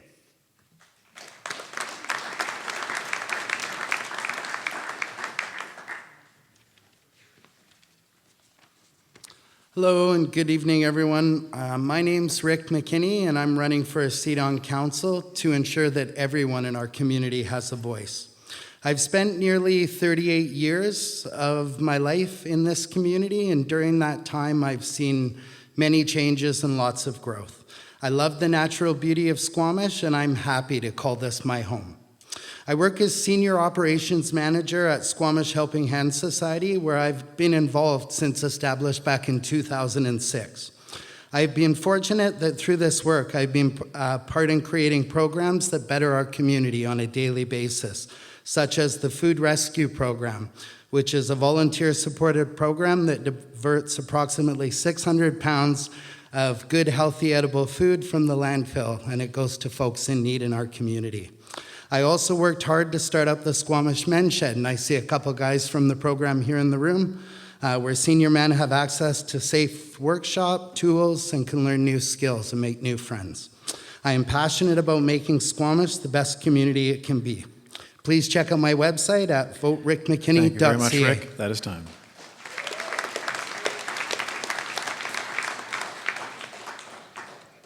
Hello, my name is Ron Beam. I'm running for council.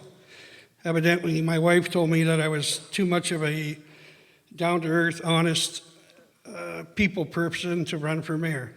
So we've all heard all the wonderful things that are happening that we need, and the list is enormous. And I think if we raise the taxes 50%, we should be able to get all of that. So my plan is to put the brakes on, stop, evaluate what we need, prioritize things, because the ship's going down, and it's women and children first, and then the elderly. Thank you.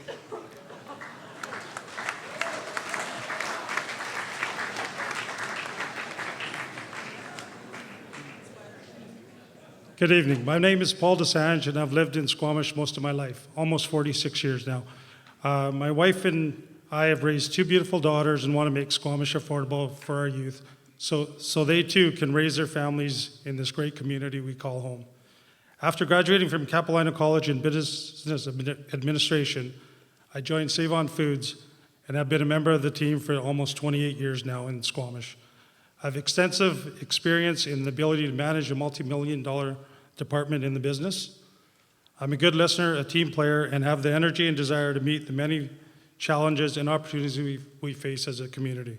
We have several key issues that we are facing today. We need developers to work with the district to better integrate affordable housing and as well as accommodate renters. Slow the development down so it keeps pace with our ability to provide infrastructure and make sure we have enough to support it.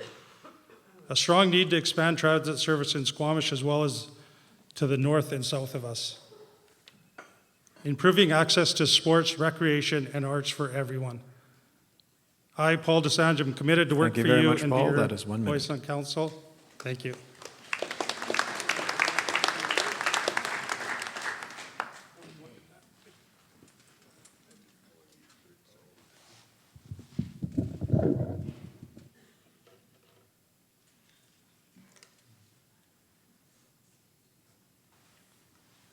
Hi, I'm Alana Gillis. I love living room dance parties, Squamish, and I'm also a force to be reckoned with. I am passionate about community, sustainability, and livability. I'm running for a seat on council because I can't think of a better place to serve than the place that I am so proud to call my home. I have a master's degree in public policy from Simon Fraser University. I worked at the BC Utilities Commission. Okay, sorry, I just got really confused. I worked at the BC Utilities Commission as a director of compliance, so I understand the policy process. I am here to serve Squamish. I'm looking forward to connecting with you all this evening, and I'll explain how and why in my questions. Have a good night.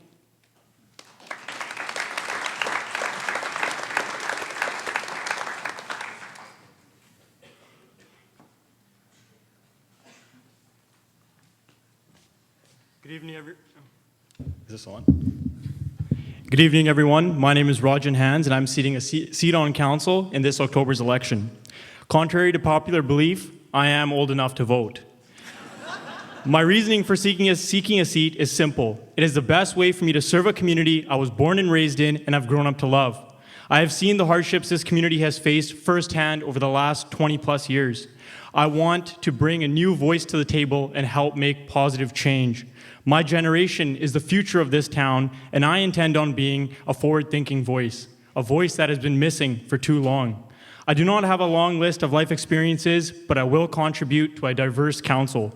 We all want Squamish to be a supportive, welcoming community for our children, grandchildren, friends, and family. A place where businesses thrive and families live comfortably while enjoying bountiful recreation opportunities.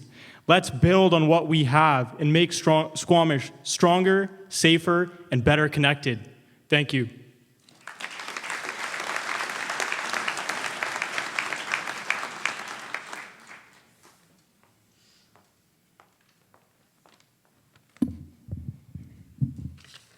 Good evening, ladies and gentlemen. OCM. I am Bianca Peters, and the reason I'm running for council is because I care about Squamish. I've lived in the town for 20 years and I'm raising my family here. I'm running a business here. I volunteer and play here. This election is an important one in our community's history.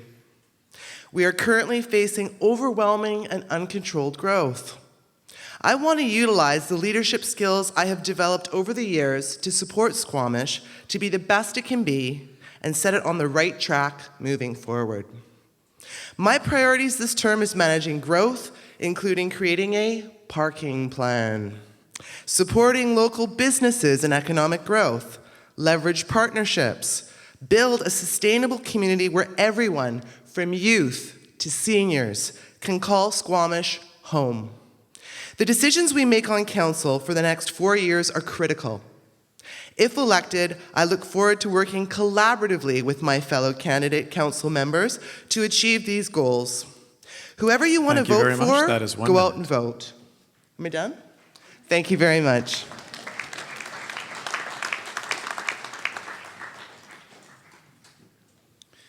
Doug, thank you very much for your good work tonight. I lobbied hard to have your job. Some rules saying I can't, morality, ethics. And I've done the job many times, but apparently you can't be a candidate and the moderator at the same time. So I'm encouraging you to have a look at my website, johnfrench.ca. Details of my platform are published there. I'm a long-term resident. I was born here. In fact, my parents celebrated their 50th wedding anniversary this past weekend. They moved to Squamish shortly after they were married. And this has been their home and my home since. And I'm so glad that they chose this as their place to live, because this is an amazing place to be, and everybody wants to be here. We're seeing it with a population explosion over the last few years. And I've seen a community that's struggling to reach its full potential. My priorities on council will be to work with my colleagues to make sure fewer people are hitting the highway to travel to work. Let's have jobs right here at home and do everything we can to make that happen. Housing affordability is also an issue. johnfrench.ca. Thanks.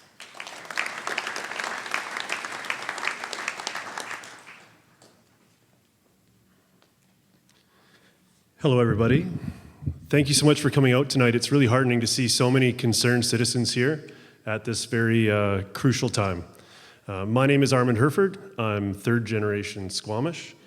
I own an award-winning small business in Brackendale for public bicycles. I'm also a father. I believe that my experiences are both unique and valuable, will provide a unique and valuable perspective on council, and I look forward to representing you there. I'm here to ask for the privilege to go to work for you, for Squamish, as your councillor. We're under pressure to grow. Let's do it. Let's do it smartly. Let's do it sustainably. Let's do it together. Thank you.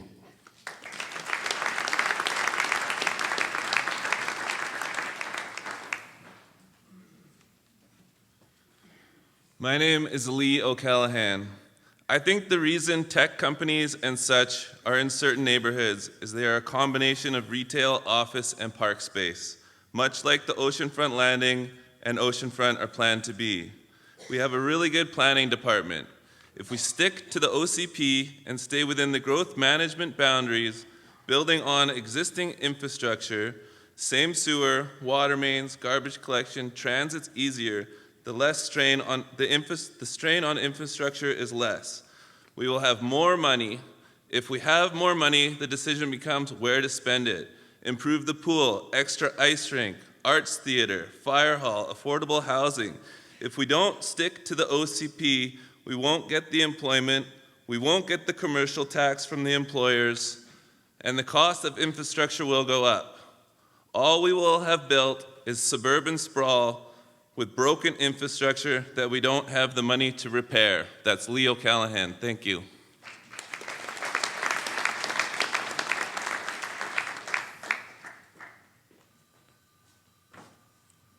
I'll get it.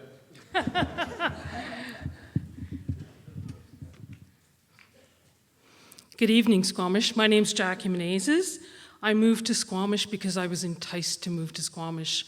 Squamish is a stunningly beautiful place, and I was attracted by that, as well as the spirit of Squamish, the youthful, hardworking, optimistic community of people who are here because they want to be here. As a councillor, I bring many years of political experience working in and with the province, the federal and municipal governments on issues like transit, affordable housing, and economic development. Like many concerned residents, I see the pressures of development on our newly accessible town. What kind of council do we want to be? I mean, what kind of community do we want to be? Squamish is at the crossroads, and that's why I decided to run for council. My platform covers 4 pillars: live, play, work, grow. I encourage you to visit my Facebook page as well as my website, That is 1 minute. voteforjackie.com.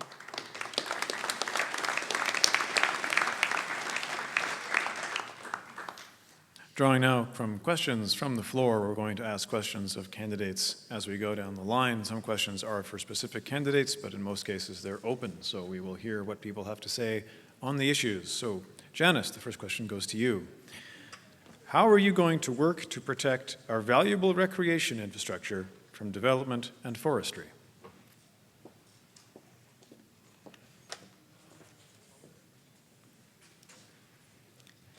How are we going to protect our valuable recreation infrastructure from development and forestry? Good question. This is a part of our community that is valued. It brings a lot of money to our economic base. What we need to do is not just consider our recreation. There's more that brings our people together than just our recreation. And we need to protect all of it, not just our recreation, our trails and our bikes and our past, but also our arts and culture. We haven't been talking about that, and that is a fabric of our social structure as well. So outdoor recreation, internal recreation, arts, culture, and our heritage are key, and we need to protect that as we move forward, and we should do that by bringing the voices together, and we need to collaborate more and team up. Where can we make some connectivity and synergy between all of these components in our community so we can champion them and work, live, play, and create together? Thank you. Thank you very much. Stephen, again, question from the floor. With respect to the Garibaldi Springs development, would you have voted in favor, and why or why not? I've stated this online a couple times, and at the outdoor recreation and access meeting, we had these discussions quite in depth. Myself personally, again, I'm raised here. I'm raising the third generation of my family here.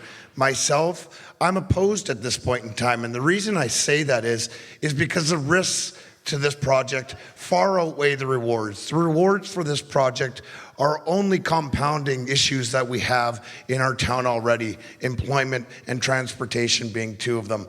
But most importantly, we're taking unfettered, unpaid access to our backcountry and turning it from multi-user unpaid to single-user paid-for access only. So in my eyes, I don't think it's worth it.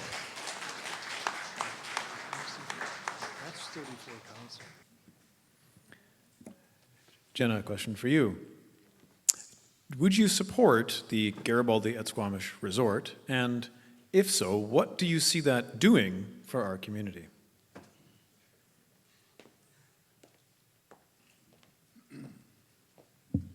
Thank you very much for the question. So as it currently sits, the Garibaldi at Squamish proposal, I am not supportive of how it's currently presented. I think that there are a number of risks that our community needs to consider before we actually look at extending our municipal boundary to include that project. There are substantial financial liabilities that we need to consider. There's also a number of environmental issues with the proposal at this time. I also think there's a number of social and cultural issues that we need to address if we were to go forward with that project. So I think it goes back onto the proponents of that project to revise what their proposal is, address the components of their environmental impact assessment, and bring forward to the community a clearer plan of what it is that they're willing to bring forward. At that point, we can have an informed discussion with our community and address what the potential issues are, the benefits, if they outweigh the risks, and let's talk about it then. Thank you very much.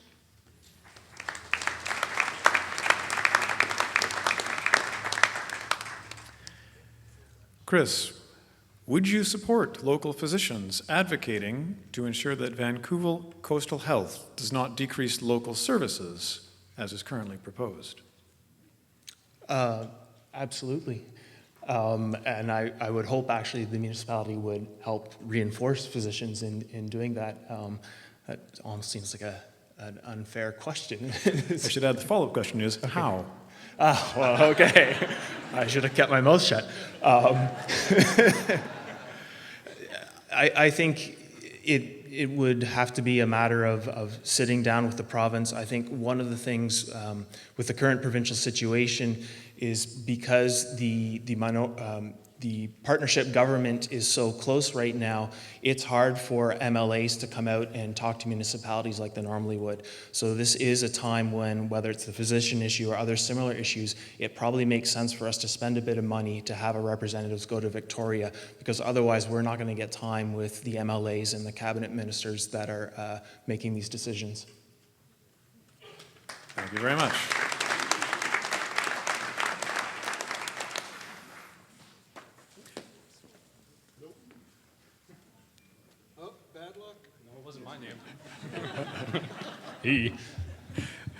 Sasha, the question is, what is your plan for small business? Sure. Don't worry, I'm not going to answer this in French. I think that there are several very apparent issues facing Squamish right now.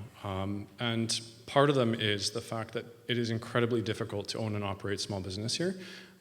which compounds the problem as well of housing, because a commercial industrial tax base is what also helps alleviate the burden on the everyday homeowner with property taxes. In terms of supporting the small business, all of the issues that we're talking about right now are interrelated. It is incredibly difficult to own and operate a business if you can't keep and retain employees. If your employees don't have housing, if they don't have access to transportation to and from work, if there's no parking in front of your business to make sure that you have people coming to your business, and if the tax prices are too high, you're very difficult to succeed, right? So we tackle all of these problems as a team, interrelated, with a very comprehensive plan, and that is what I believe will help support Squamish. And as a note, for anything else on that, go to votesasha.ca, and I am second from the bottom, so if you folks like me, do please read through everything.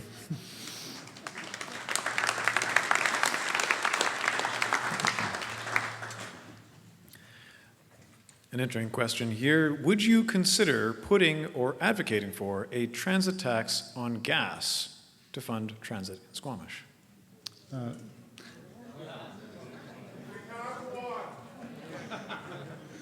So thank you, Doug, for the question.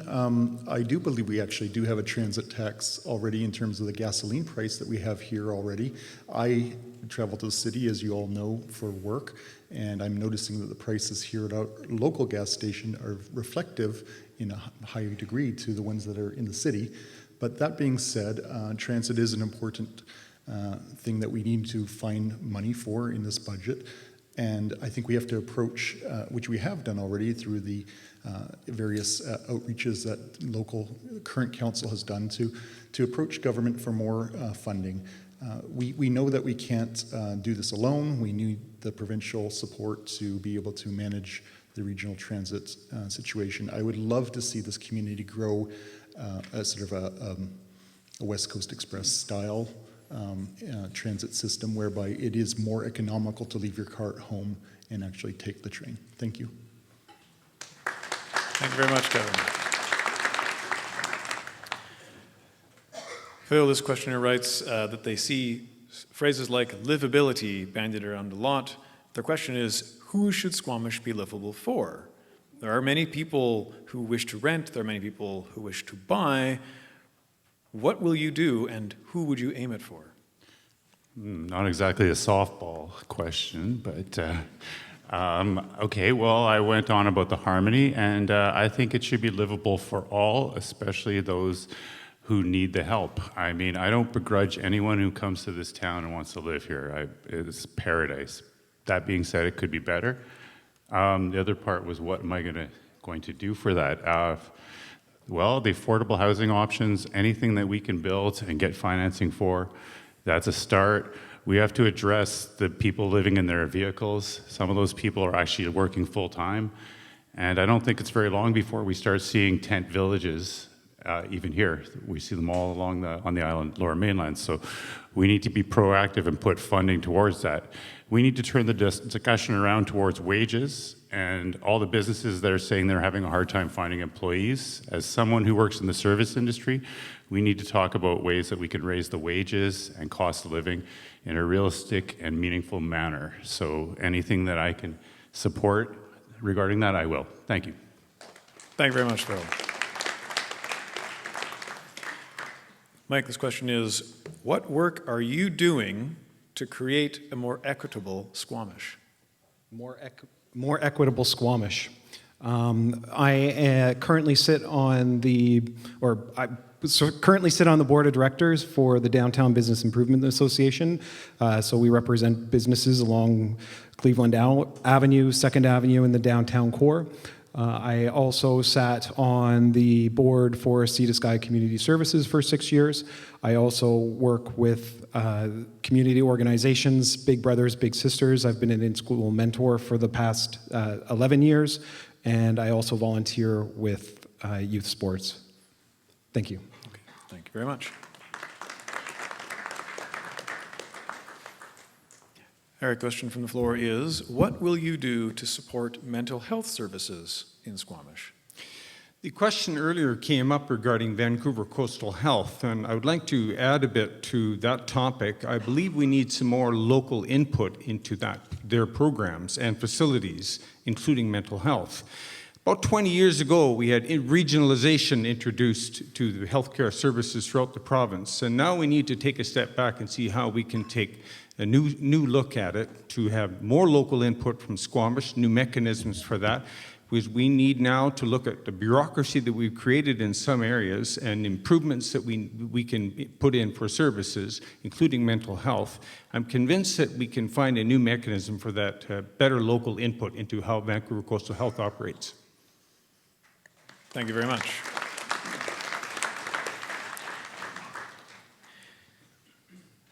Doug, the question is, are you going to continue to develop Squamish? If so, what is the population that you think we should reach?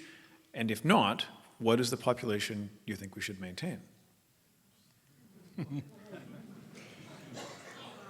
So these decisions are not simple because I've got friends who say we should just close the highway, stop people coming here, and I think we all know that's not realistic. And what we can do, though, is manage growth. And the OCP went a long way towards that by establishing a growth management boundary.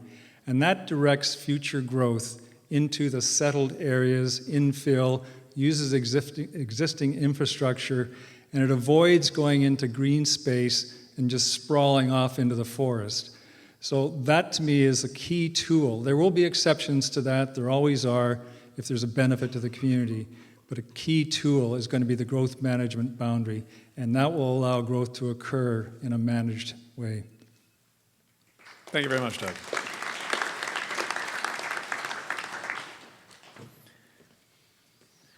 Question here is, what is your long and short-term vision for the arts in Squamish? We need more art space. We need to be working with the development and the investment community to create more community art space in the short term and the long term. In the short term, we need to look at expanding the facilities that we do have in meaningful ways, and in the long term, we need to look at incorporating a community theater into the expansion of Brennan Park, looking at other community spaces within the densification of downtown, the waterfront, and the oceanfront lands. Thank you very much.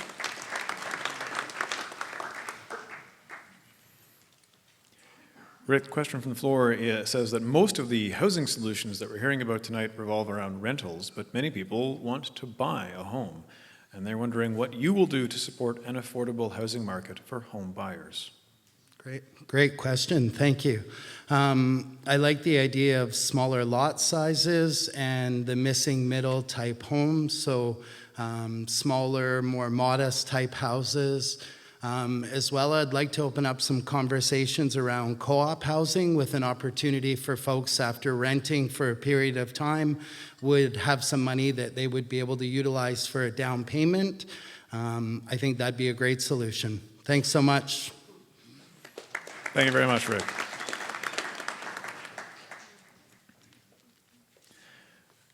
Ron, the question here is, will you support the farmers market, and how?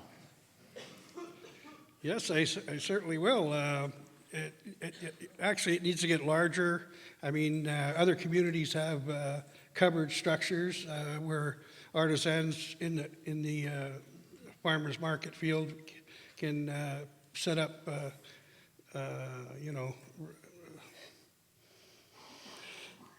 little shop type things so they can sell their wares, and it'll help people eat healthier. Thank you. Thank you very much, Ron.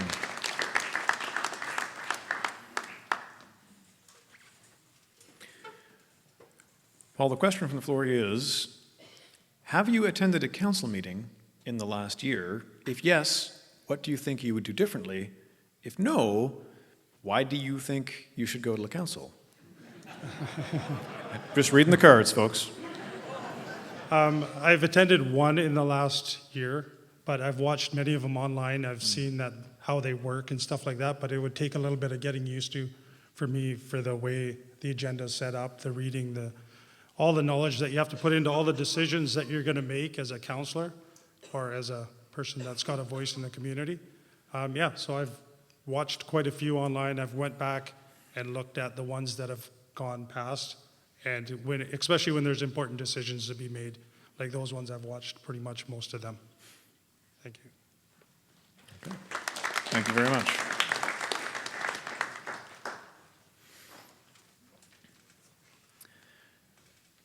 Alana, the question from the floor is, why do you consider elected politics to be the best platform to contribute to the community? And will you give up precious free time to serve the community in this capacity? I think the answer to the second one is obvious, but the first one might be worth. Yeah, so that's a really fantastic question. I'm going to be honest, I don't think it's the best way. I think it is a way. I think there are multiple ways to contribute to the community, and you can come at it from any different number of approaches. We're all responsible. I'm responsible for the world that I create and for the community that I build. Can you repeat the second part of the question? The question was why you thought you would be willing to give up free time to contribute in this way. So I'm probably one of the few candidates who actually has a lot of free time. I've been in between jobs, and I had been looking for where to go next, and council seemed like a really excellent place to be able to contribute all of my skills and experience to my community and the place that I'm really happy to call home. Thank you for the question. Thank you very much.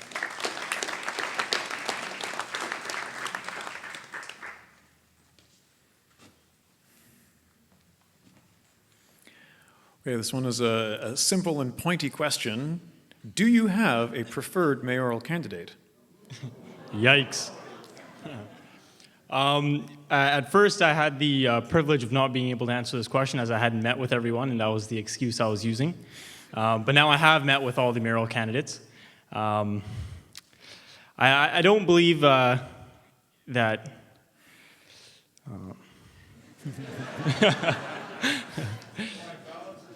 Yeah, exactly. I think everyone that's currently on the mayoral ballot has their different opinions and has different views, and all of them are valid. I think it's not my decision to sway your perspective, but I do feel that each and every one of them can contribute a unique perspective, and you guys can be the judges of who you want to be mayor.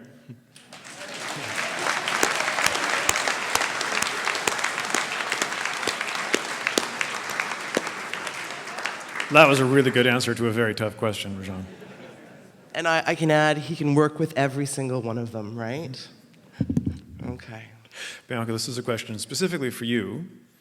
How will you solve the transportation problem after Greyhound services terminate? Oh, well, if I could back up the track, I don't think that the bus is the only way of transportation. I'm coming from the Squamish Chamber of Commerce, and one of the things we like to do is to, and I'm looking at you, sorry, I should be looking at you. One of the things we need to do is to support economic development and small businesses. We do have a couple of providers right now in our community that would hopefully we'd like to bring to the table and talk to about helping with transportation links. I could name the Squamish Connector as one of them. As well as that, we've got other opportunities in our community for regional transportation that I think that we should be looking at. At the moment, they're looking at train feasibility. That's a way out. But my question to you, and that one of the things we have to do on council is listen, is what about airplane travel? We have an airport. Perhaps that's one way to alleviate stuff. I know that was a controversial topic years ago, but maybe we should become a regional airport. But that's a question I would have to ask for you. And so, that's it? Thank you. Thank you. I'll leave it at that. Thank you very much, Bianca.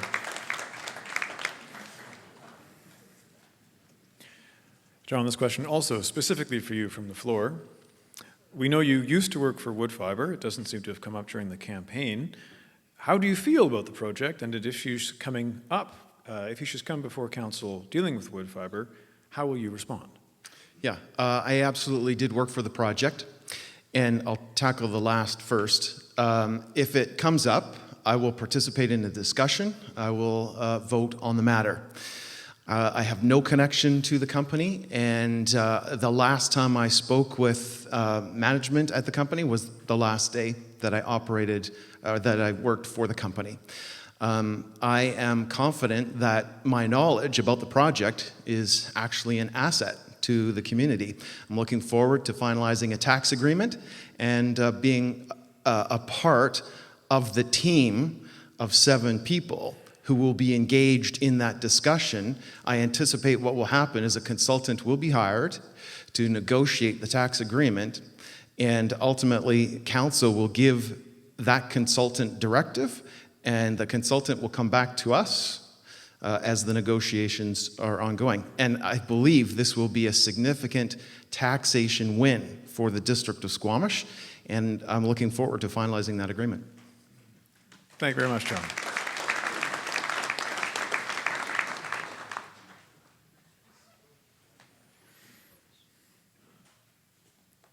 So again, question from the floor.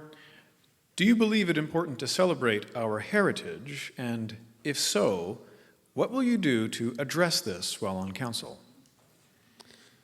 Well, it's really nerve-wracking sitting over there listening to all the questions, actually. Just like to share that with you guys. Our heritage has so many levels, from the Squamish Nation, of course, that allows us to be here, or tolerates us, maybe. I'm not sure how that is really phrased. Right through to the early founders of the town. I already actively participate in Squamish Days Lager Sports, which is a big part of sort of my family's heritage. And I think it's also, not everyone knows, it's actually an opportunity where all the different service groups come together in town. And you've got the Rotary Beef Barbecue doing their thing.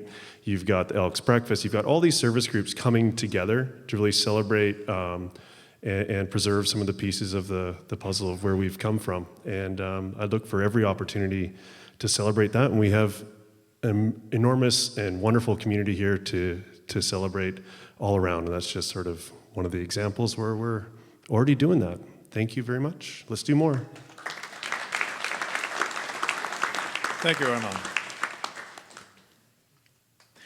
Lee's question is from the floor. I'm going to generalize it a little bit. The question is, are you in favor of covered bike parking at Brennan Park and downtown? I'd like to broaden that a little bit to say, what would you do on council to promote active transportation? Yes, I'm definitely in favor of covered bike parking and lockable bike parking. Everyone riding $8,000 mountain bikes, I get it. You don't want them to be missing when you come out of a store. What would I do? I think the best transportation plan is a land use management plan. So if we go back to the OCP and build within those communities, these questions will be answered for us. More bike lanes, of course, will always be the way to go. Having those secure parking places, I think I'll leave it at that. Thank you. Thank you very much, Lee. Jackie, this question is from the floor. How will you make sure tourism is managed in an environmentally sustainable way? Thank you. Thank you for that question. Tourism is very important. It's the #1 economic driver in the world. That said, we also need to protect our environment. We need to be conscious of our sensitive spaces and not put in tourism operations that will destroy those very sensitive areas. So in order to do that, we have to study what projects are coming forward, where they will be placed, and what the impacts are to our environment. Thank you. Thank you very much, Jackie.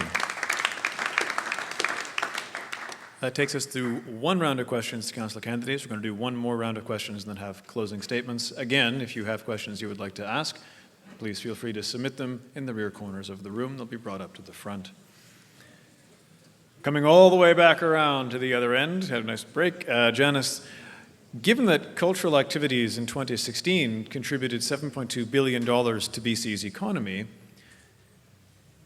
do you believe the arts and culture sector in Squamish is an economic contributor, and why or why not? best question ever. I am a huge advocate for arts, culture, and our heritage, and it is a missed conversation. We need more focus on that. It not only brings economic development, but it brings our community together. We are a community that is 13 kilometers apart.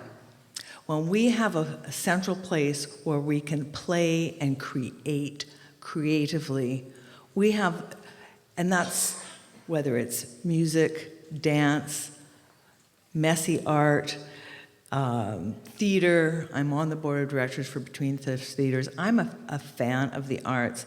We need something central that brings our community together, and it is a driving force for our economy. Thank you. Thank you very much.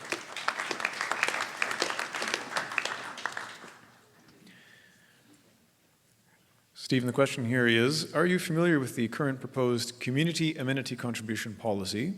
And if so, what changes to it would you make, if any? Sorry, can you repeat that for me? I absolutely can, yes. Yeah. Are you familiar with the current proposed community amenity contribution policy? And if so, what changes would you make to it, if any? I'm not, so I'm not going to stand up here and tell you guys that I do know about the community amenity. What I will say is that if elected to office, I know that there are many, many reports here. I know that some of the mayoral candidates had touched upon some of those policies that have been put in place, some of those that need to be brought out of mothballs and reenacted upon. So at the end of the day, I think we need to pull those back out. We need to review those. Council will need to get together on those issues, collaborate, engage the community, and be accountable for the decisions that we make going forward with respect to not just the community amenities, but every one of those policies and procedures that have already been laid out before us. Thank you. Thank you very much, Stephen.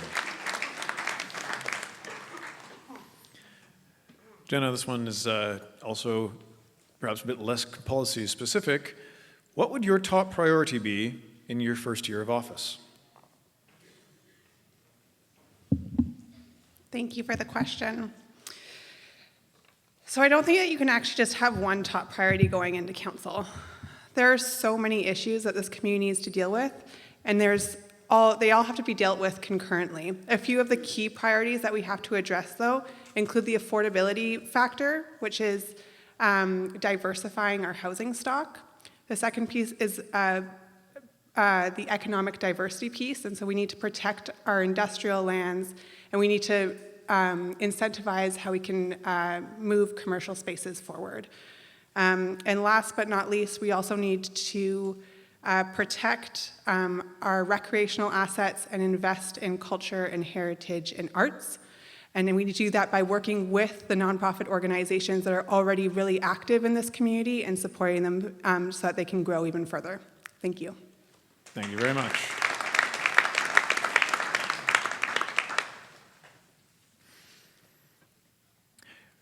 Chris, the question is, in light of the housing crisis in Squamish, do you think the district should try to increase the supply of housing to address the crisis? If not, why? If so, how? I guess I'd have to say I'm a bit skeptical that adding more supply will solve the issue here. We just have so much demand at this point that I don't think you're going to bring prices down much with more housing. I think it's going to take purpose-built rentals, a housing authority, some mechanisms where we can actually control the housing prices if we want to make it more affordable. Thank you very much.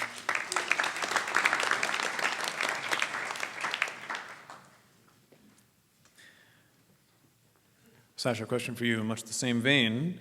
Do you think the district should do more to develop local business and local jobs? If not, why? And if so, how? Yes. So, as I mentioned in the previous question, one of the big issues that's facing Squamish right now is the fact that even if you own a home, your property taxes are huge. We're the 10th most expensive property tax city in the province, I believe, according to a recent study. And our housing prices don't match that. And the reason for that is because a lot of the new developments over the last 10 years haven't prioritized commercial industrial tax bases. So, for example, the Townhouses across the road here should have had some commercial industrial areas at the base of them, and they don't have to be retail. They can be dentists, they can be doctors, they can be daycares, and it also helps out with our livable and walkable communities. So in terms of the businesses around town, we need to find zoning regulations that are appropriate to make sure that we're supporting them, make sure that there are, as often as possible, walkable areas in the community. And of course, as I said with the other question, all of the other issues around town are interrelated, from transportation to housing to parking to taxes. Let's tackle these issues together. Let's get a good group of people who know what the issues are. And again, vote.tasha.ca has all of my positions. Thank you so much.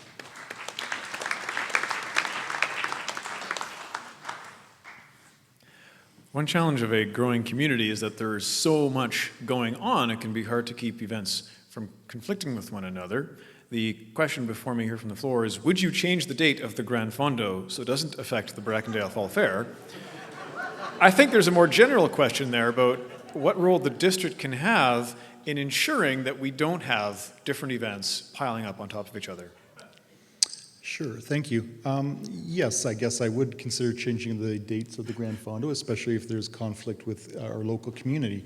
The problem with the Gran Fondo, if I may take a minute, or half a minute, is that, you know, it does disrupt this community severely. Not many people that do ride that race come and actually stop, and obviously, therefore, don't contribute to the economy. Meanwhile, all of us are disposed a little bit. Even if it's only for a couple hours, it is an issue. But in regards to managing dates for different events within the community, I think that we should take an approach whereby certain events need dates, then we can put them on the calendar permanently. If they're more floating dates, then we can discuss what's best for each group and to push them around a little bit to make it work for the community. Thank you. Thank you very much, Kevin.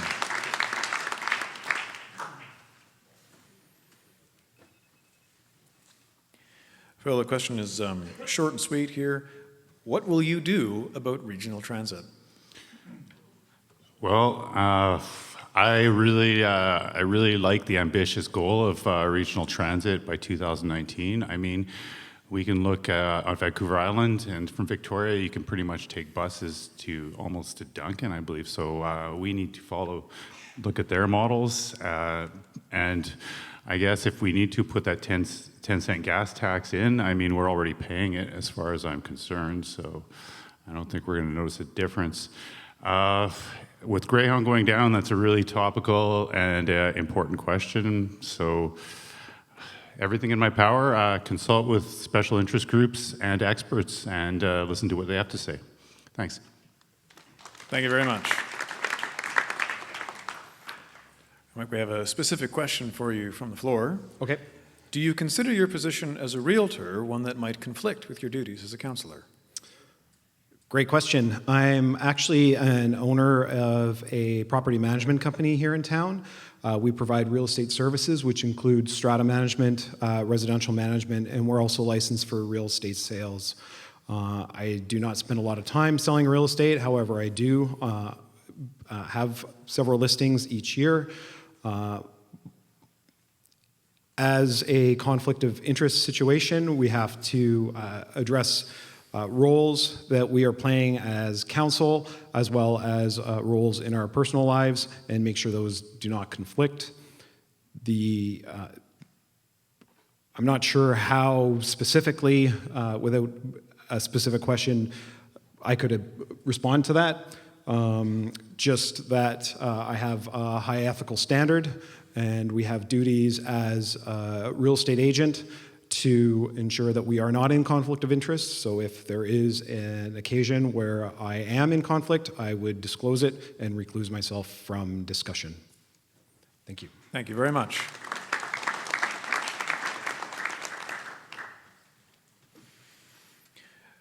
Eric, we have a question on taxes here. Are the tax rate increases over the last 4 years too much, just right, or not enough, and why? The tax rate increases are broken down. First of all, I think that what would be a good idea is to have a session like we had about 4 years ago, inviting the public to learn about how the budget is put together, the capital plan and the budget. But as regards taxes, as I follow the discussion, there's few people that come out, where I'm one of about 12 or 13 each year. We are the same old faces. So I think that honestly, there's a real task to do to build public involvement and awareness and education of how the system works. Secondly, there's an awful lot of discipline that needs to be brought into our ongoing operating budget in particular. Thank you.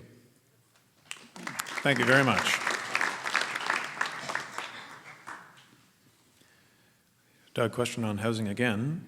What effect do you believe short-term rentals, such as Airbnb, have on the community? And what changes would you make, if any, on regulation there?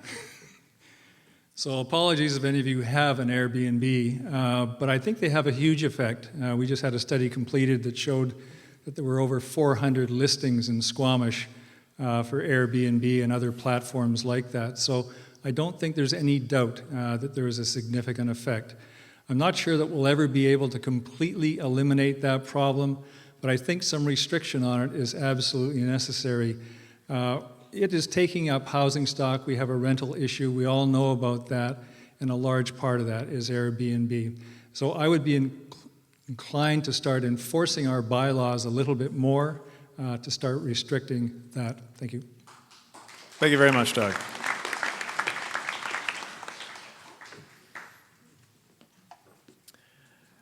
As you know, demand in our recreational facilities is growing. The question is, what, if anything, should the district be doing to manage the growing crowds here in this building and at the many trailheads around our town? I think that question's a double-edged sword at the end of the day. Brennan Park was built when the population was 10,000 people, so I think that's clear when we're at 20,000 and continuing to grow that we've got a disconnect in terms of the facility and what we've got. So I think we need to be working both with our staff, with the private sector, and with the provincial government to look at funding models for upgrading facilities like Brennan Park and upgrading the infrastructure at our trailheads, including parking, designated areas, better shuttle services, and porta potties and the like. Thank you. Thank you very much.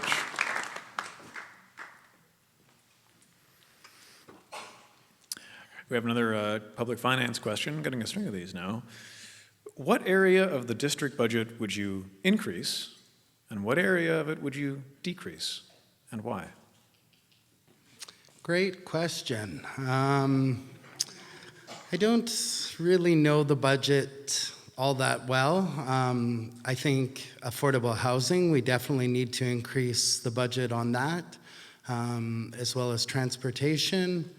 And I think we could maybe decrease things a little bit on gardening and stuff like that locally.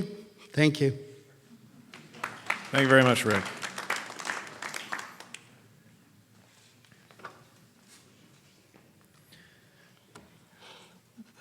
Ron, there's a specific question here, and I'm going to generalize from it a little bit. So the specific question is, what are your plans for a public and free dumping station now that the one at Canadian Tire is closed and Alice Lake is registered campers only?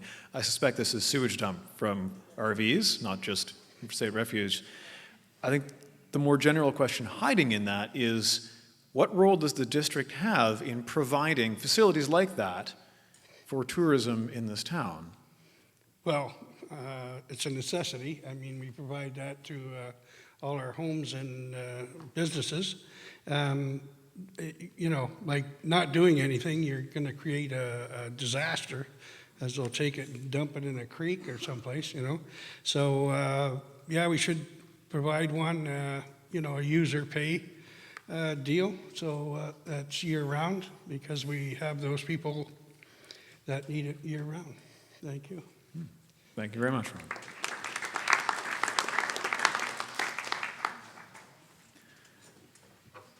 Paul, the question is, if on council, What will you do to attract businesses with well-paying jobs? I guess we have to look at like the technology sector, the rec tech, and stuff like that. We have to entice those companies to come down to the, like the ocean front there that they're developing. I think UBC, one of their things was going to be come down there. That'd be a great thing to work with. Yeah, just enticing bigger companies, better companies to come down. Light manufacturing in the industrial park, we don't really have a lot of that. We should have some sort of light manufacturing. I'm not saying welding and stuff like that, but just something that can build up the business community. Thank you. Thank you very much.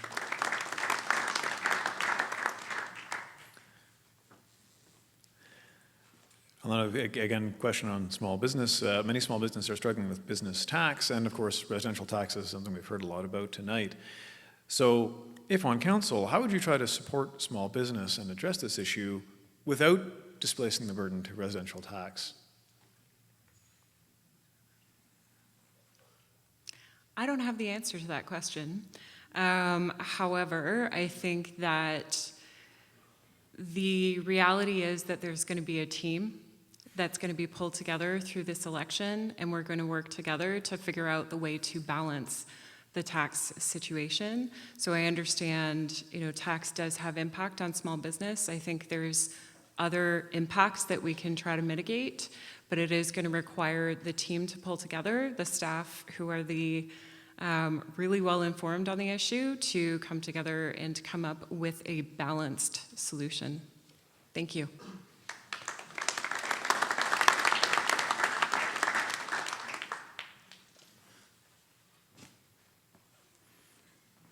There's a bit of irony in the ordering of the questions here, but I'm going to just go with it. What would you do to promote more senior housing and senior programs? Not quite there yet, but I'm getting there. As are we all, very slowly. Yeah, so anytime we deal with housing, I think it's really important to focus on collaboration. We as a municipal government do have limitations in terms of funding we can provide to housing initiatives such as senior housing and social housing. Where I think the real power lies is the federal and provincial governments and their bigger budgets. I think it's important to lobby those governments into providing incentives to our community and attracting the attention of programs in the National Housing Strategy to get funding for projects in Squamish. A prime example is the seniors housing, when they're working with the government and BC Housing and a developer to build housing. I'm not saying I agree or disagree with that project, but I will say that that is the right approach. And that's how we should be providing housing, whether it be seniors housing, rental housing, or social housing. Thank you. Thank you very much.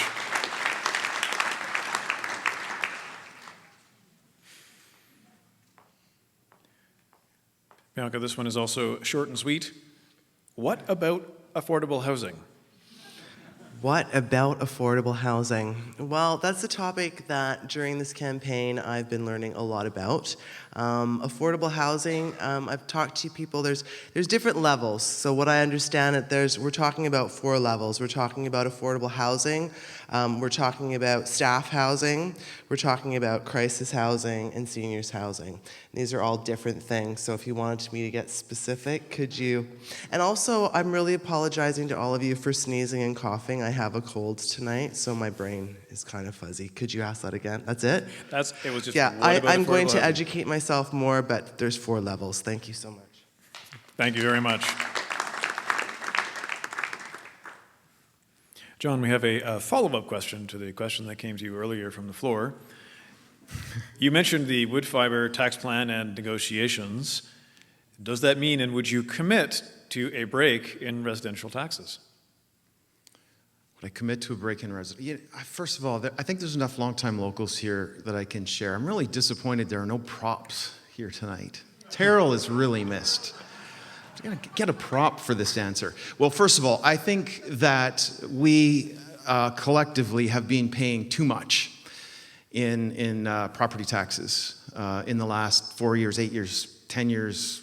The average increases every year have been higher than I think they should be. I'm committed to working with the rest of my council team for an increase for the average homeowner of 1.5% or less, because it's time for a break on property taxes. And an increase in our industrial base can play a role in that. If we have one or more industrial operators in our town in the next 4 years, it will bring some industry taxation back to our community that's been missing for a long time. Thank you. Thank you very much, John. The question here is, what will you do on council to support small businesses and help them grow to provide employment in town? Well, I've heard a lot of answers here tonight about how complex things are and how everything is interconnected, and you've asked me a very complex and multifaceted question. I'll do my best to answer it. As the owner of a small business, I currently employ, I guess, 16 people in our season. It's just a bit of a seasonal thing in the summer, and I'm very familiar with their challenges. That's just to get to work. I have people that take the bus to work, and I get a text every once in a while. Oh, the bus, I don't know where it is, so I'll be there at some point. Now, I count myself as a very reasonable employer, but I could easily see how that's not the case, and that's not acceptable if they're relying on a system that's provided to them. So we need transit so these people can get to work. And also the affordable housing comes in, which is, I've got 15 seconds left. I'm not going to solve affordable housing in 15 seconds, but we're going to need some places for these people to live. And having the transit allows them to get to work, and they don't need to own a car. I'm obviously a huge fan of bicycles and bicycle paths. We've come a long way. All these things come together. Thank you very much, Armand. Thank you.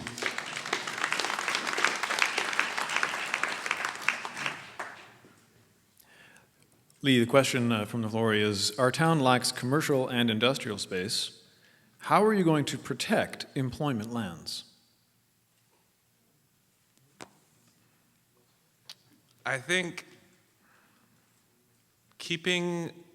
building within the infill for housing and keeping industrial lands where they are is a way to start.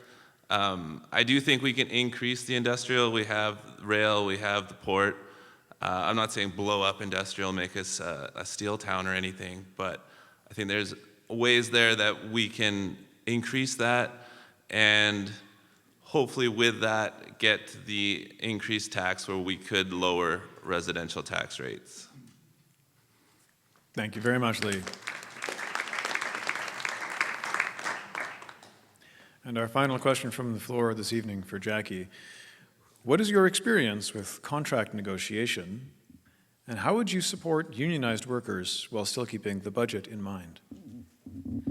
Well, I come from a union house. My father was an IOTC and Cup W president, and my mother was a teacher union member, and I belong to the member of the Royal Ontario Museum Union. So unions are important. They keep our workers safe and at a living wage, if not more. So they are the stalwarts of our middle class, so we must protect them. What was the second part of the question? The question is, how would you conduct negotiation with unionized workers to do those things while keeping the municipal budget in mind? Well, union negotiations, I've been through some of them, and they are very difficult. You have to balance the needs of the town and the budgetary constraints against the needs of the union members. I always like to look at what's fair for everyone and what can we do within the context of our budget constraints without shafting one side or the other. So it's all about what's best for the community and how will workers be protected. Thank you. Thank you, Jackie.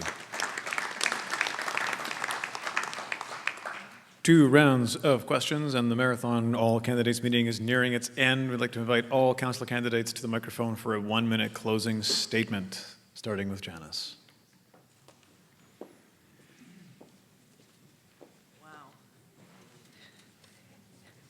thank you, everybody who is remaining here to listen to the closing statements. I would invite you to, I've been fortunate to have an extraordinary career that has taken me overseas, both volunteer and business. And I would encourage you to Google Janice McLean and search for my LinkedIn profile, as well as my candidate website, as well as Facebook. I will be able to navigate, and I think moving forward, I think the OCP is a great foundation that we're going to look at for the next 4 years and use as a jumping off point. I'll be able to navigate the information, language, and nuances of business and government, which will enable me to hit the ground running on the multiple challenges we will be facing in the next 4 years. I'll be a dedicated council member, ensuring I am present and engaged, performing my duties with integrity, accountability, vision, collaboration, commitment, and hard work. I am hardwired for the love of our community. Your vote is your voice. Make it count. I am McLean in the middle. Thank you very much. Of your ballot. Thank you. That is 1 minute.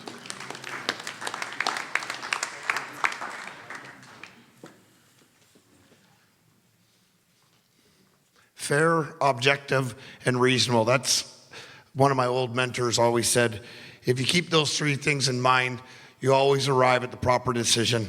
I think a good council or mayor is somebody who's accountable and engages the constituents, that negotiates and ensures that it's mutually beneficial for not just one person or party or special interest group, but for the town as a whole. If I'm elected on October 20th, I'll do just that. My professional background and my community engagement is unparalleled. And I just want to say thank you very much. Thank you, Stephen.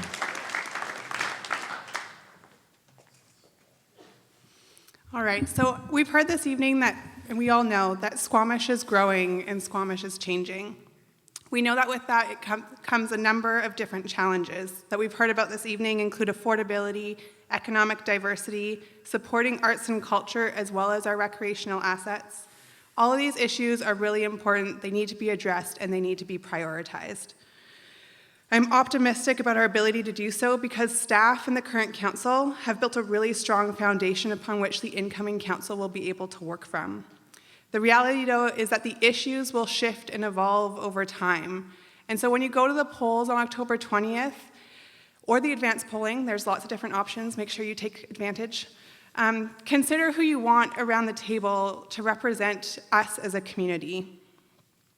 For me, being a councillor requires passion, dedication, willingness to listen, clear communication style, and critical thinking. I believe we need a strong and diverse leadership team, diverse in age, gender, race, life experiences, and skill sets. Get out and vote on October 20th. I look forward to being part of that team. Thank you. Thank you very much.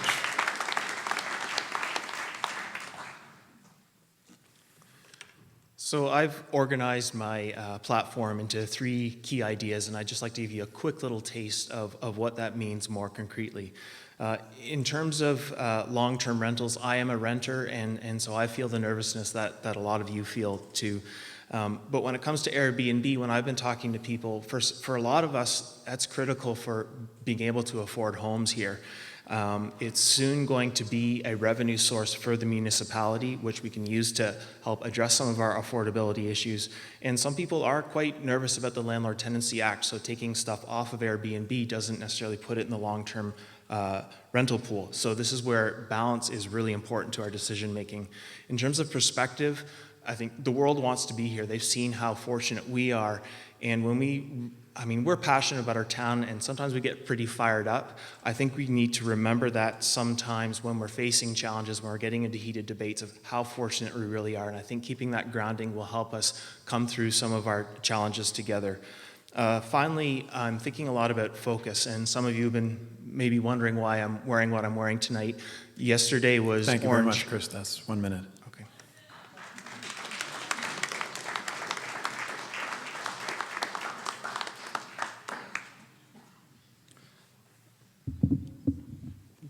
Chris is wearing the orange shirt for Orange Shirt Day. Good on him.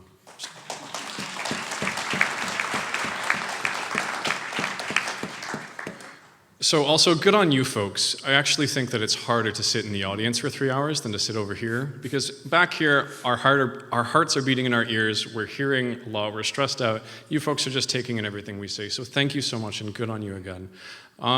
On the platform one more time, at this point, I've hit you guys a lot. You know that my platform is about livability, accountability, and sustainability, and I sincerely mean that. And I'm hoping that we can get a good group in there on October 20th to act out on those visions. And one thing that I can promise you folks that I haven't said yet, something that a good friend of mine taught me, is that you never stop engaging with the community. I promise you that if elected, I will always engage with you folks, because sometimes on council, you don't hear everything that everyone has to say, and I will keep doing that. And remember, second from the bottom on the ballot, every voice counts. That's the basis of my platform. Thank you so much for being here, folks. Appreciate it.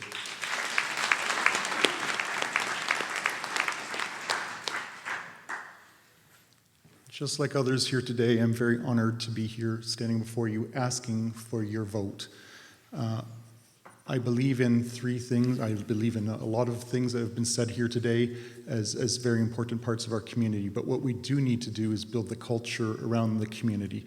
By building the culture, we build the success, and by building that success, we build tax base and other things. And not every development, in fact, has to be about housing or encroaching upon our cherished lands and environmental protection. Some of it can be about IT infrastructure and IT suggestions. So what I'm really about is about informing, inspiring, and innovating.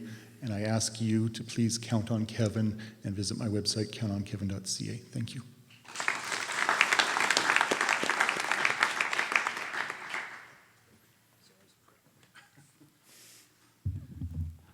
In closing, I'd like to address again the regional transit and congestion. I think it's going to be important for the future council to be able to work with the province, the feds, and the Ministry of Transportation on what sort of upgrades we're going to do on the highway to keep it safe. Busing is a good start, but I've been in town during 2 rock slides, and we need a better plan than you're hitting the beer store, I'm going to save one. And that's just the plain and simple. We also need to address safety with this increased congestion.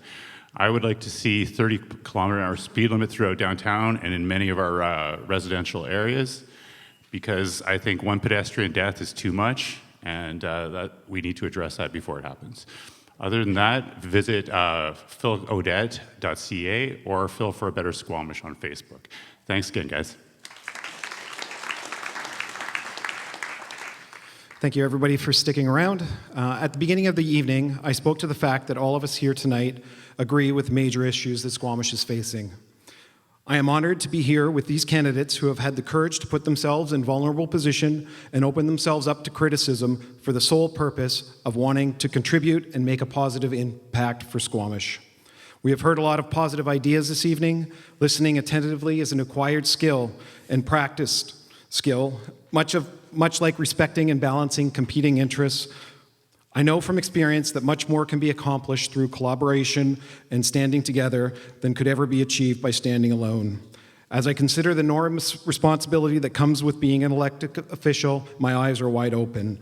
I have the skills, experience, and commitment, integrity, vision to create a positive change and serve for the greater good moving forward. On October 20th, please vote Mike Young for Squamish Council. Thank you.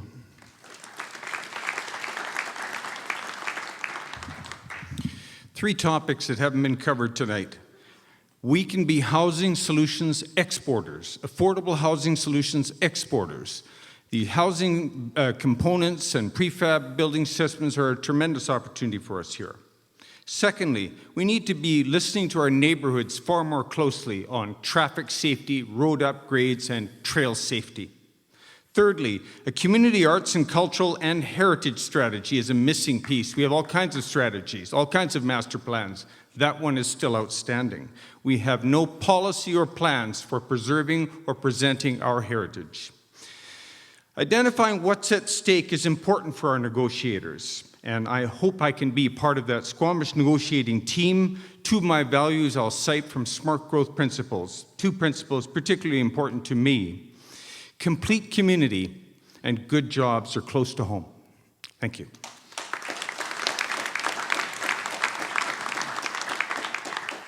Thank you. This is an unusual election, at least in my memory. There's going to be a minimum of 5 new councillors on your council out of 7 people. I don't recall when that's happened before. It may have, but not in my memory. That kind of presents me with another thing I can offer as one of the incumbents coming into this council election. As one of the incumbents, I can offer you proven experience. I've been making decisions for you for the last 10 years. I stand by my record, and I'm not a guess. You know what I stand for. I'm a known quantity, and so I'd ask you, and I'd be grateful for your support on October 20th. Thank you.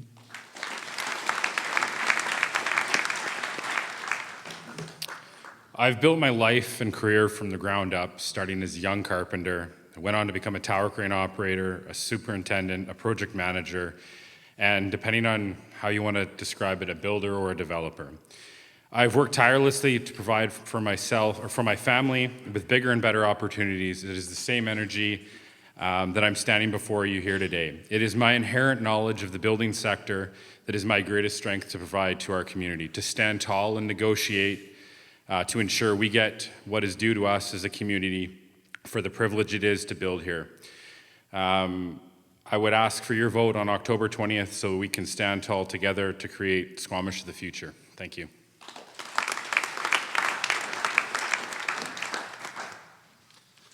Hi again, everyone. Rick McKinney here. If elected, I would like to create community discussions around affordable housing options for all income levels in this community. I would like to examine densification in neighborhoods and explore ways to reduce costs to new developments, such as smaller lot sizes and more modest type housing options for rental and market. I would like to create discussion around co-op type housing that allows members a return that will enable them to purchase homes in the future. I would like to secure more senior and low-cost rental housing in this community and to ensure that we are caring for our most vulnerable populations. I would like to focus on maximizing and improving on our existing infrastructure and tackle pressing issues such as public toilets and sani dumps to accommodate the large number of visitors who also want to experience the beauty we all call home. I would also like to work towards improving on our transit in Squamish and throughout the Sea to Sky corridor. I feel that working locally and with the at-risk population as I do makes me easily approached, accessible. Vote rickmckinney.ca. Thank you.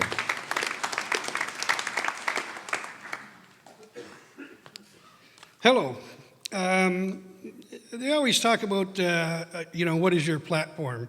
Well, I don't have a platform because my platform is your platform. People want different things. They want a rink, they want a pool, they want a road paved, they want sidewalks, they want a multitude of things. So I don't really want you to vote for me. I want you to put your vote for you. And we got to stop the what's in it for us thing and make it what's in it for, what's in it for everybody thing. So you bring your problems to me, I'll do my best to solve them, and we'll have to, work together, not pulling at the pie because there's not enough money, and so we got to stop, regroup, and forge forward with the things that are important first, and you're going to tell me what they are. Thank you very much.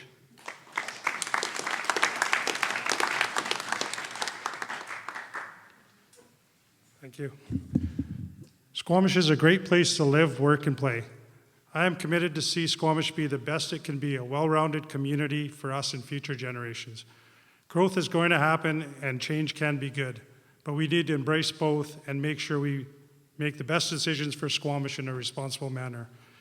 To maintain our quality of life, it is important that we continue to provide an environment that attracts new businesses, creates employment, and ensures long-term economic growth. Additional priorities include transportation, infrastructure, managing density and growth, and preserving our natural habitat. Also, affordable housing and recreation upgrades are badly needed, be it an arena, a fire hall, municipal hall, trails. Transparency and frequent consultation with the community are needed to ensure all voices are heard and generally considered. We need to get back to listening to our community and being open and accessible. I'm committed to work hard for you to be your voice on council, so on October 20th, please vote Dosanjh for council, number 7 on your ballot. Thank you.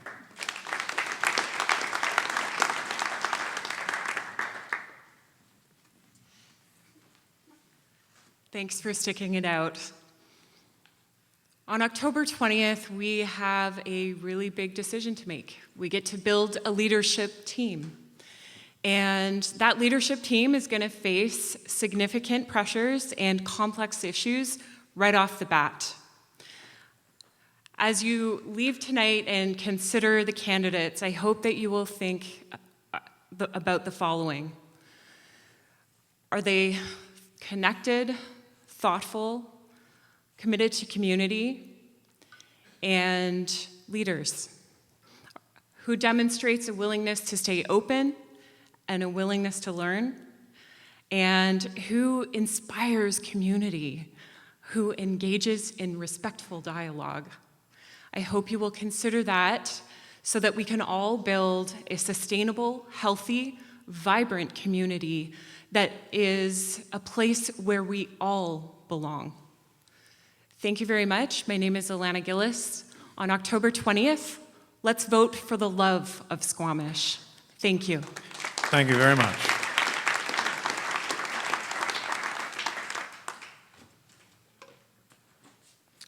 Thank you to our host, the Squamish Nation, whose traditional territory includes the District of Squamish.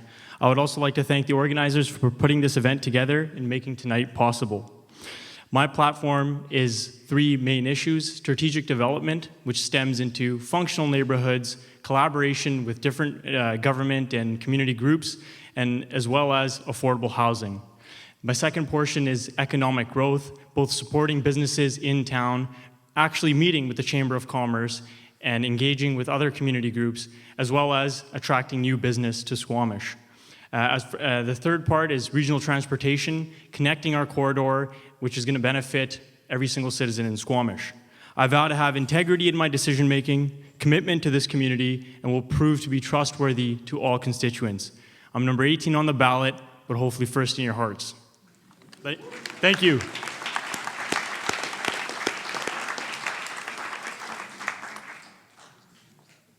Thank you all for the stragglers that stayed behind tonight. Really appreciate it. Just want to thank the Chamber, the Arts Council, Tourism Squamish, the Chief, Quest University Canada for putting this evening on. One person who I really miss in this community that was not here tonight, who's a candidate, is Tyrrell Patterson. And a couple of years ago when I was with the BIA, I had the opportunity to sit down with him and ask him what he thought were the criteria for the real test of character for voting in our community. So when you vote on October 20th, ask yourself these questions. Number 1, do I know this candidate? Number 2, does this candidate have time? Number 3, do they have the intellect to differentiate between fact and BS? 4, do they have the character to put the betterment of the community ahead of their self-interest or their self-interest group? In the meantime, my name is Bianca Peters. You can check me out at biancapeters.ca or follow me on Facebook at Elect Bianca Peters. So on October 20th, elect Bianca Peters for council, the change we need, the voice we deserve. Thank you very much.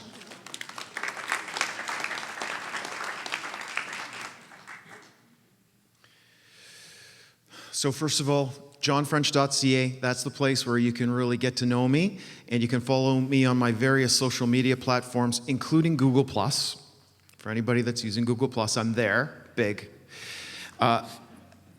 Thanks to our hosts this evening. Doug, you've done a great job. It's not easy. You made it look that way. I know it's not easy because I've done that a few times.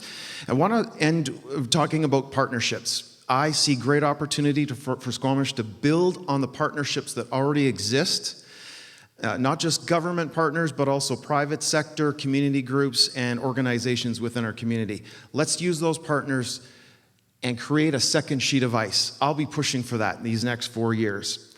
And I also would like other outdoor recreation pursuits to get equal treatment with the traditional sports. So baseball, minor hockey, and soccer. Now let's give some love to kite sailors, the mountain bikers, the mountain climbers, the kind of district support that those traditional sports get. And I encourage you to advance vote. We're a big community now. Avoid the lineups.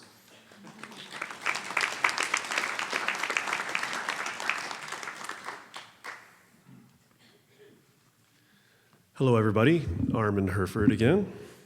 Over the years, over the last few years, I've heard a lot of concern about the rate of change that we've been facing as a community, and it is a major concern for us. Now, we have a plan in place. It's the OCP. And it needs to be known that without truly extraordinary benefit to our community as a whole, Squamish sticks to its plan. As much as the OCP is a living document and can be amended, it has happened so frequently that it's almost disregarded by many applicants. This has to change. I will avoid amendments whenever possible and stick to our land use plans that were developed with great expense and with extensive and award-winning public input. This plan is our plan together. Let's get to work and make it happen. Thank you very much. Armin Herford.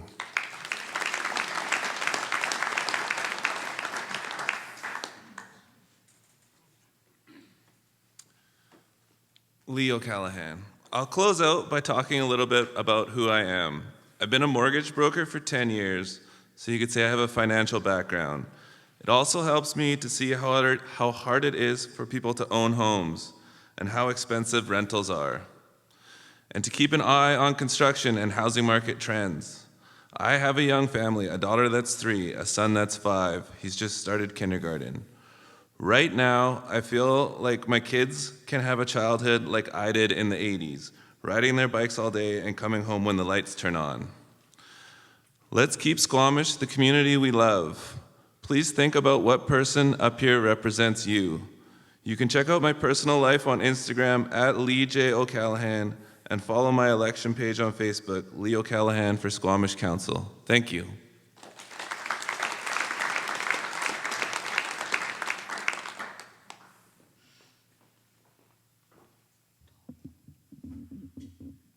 Thank you, everyone, for coming out tonight and being very engaged. My vision for Squamish includes 4 pillars: live, play, work, grow. You can find out more about that on my website, votejackieforsquamish.com. More importantly, we are at a crossroads, and I would really like to hear from you of what you would like to see your community become. Please contact me at info@voteforjackie.com.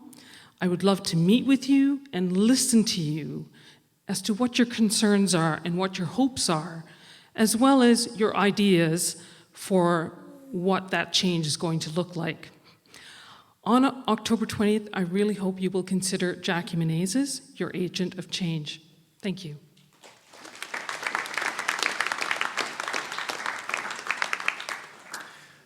Ladies and gentlemen, before we close, I'd like to thank all the candidates once again. Democracy demands that ordinary people be willing to shoulder the often thankless task of running for election. It takes incredible time and effort, and all of these candidates are making democracy work by being here today. As a member of this community, I'm grateful to you all for doing so. Thank you.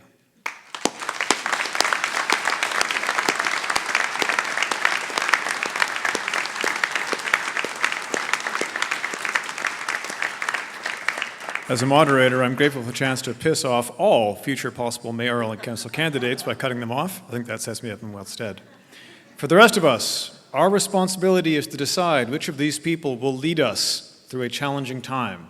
There are 4 advanced voting days between now and Election Day: October 10th, October 13th, October 15th, October 17th, and Election Day on October 20th. To borrow from another ritual, vote now or forever hold your peace. Thank you very much. Have a great evening.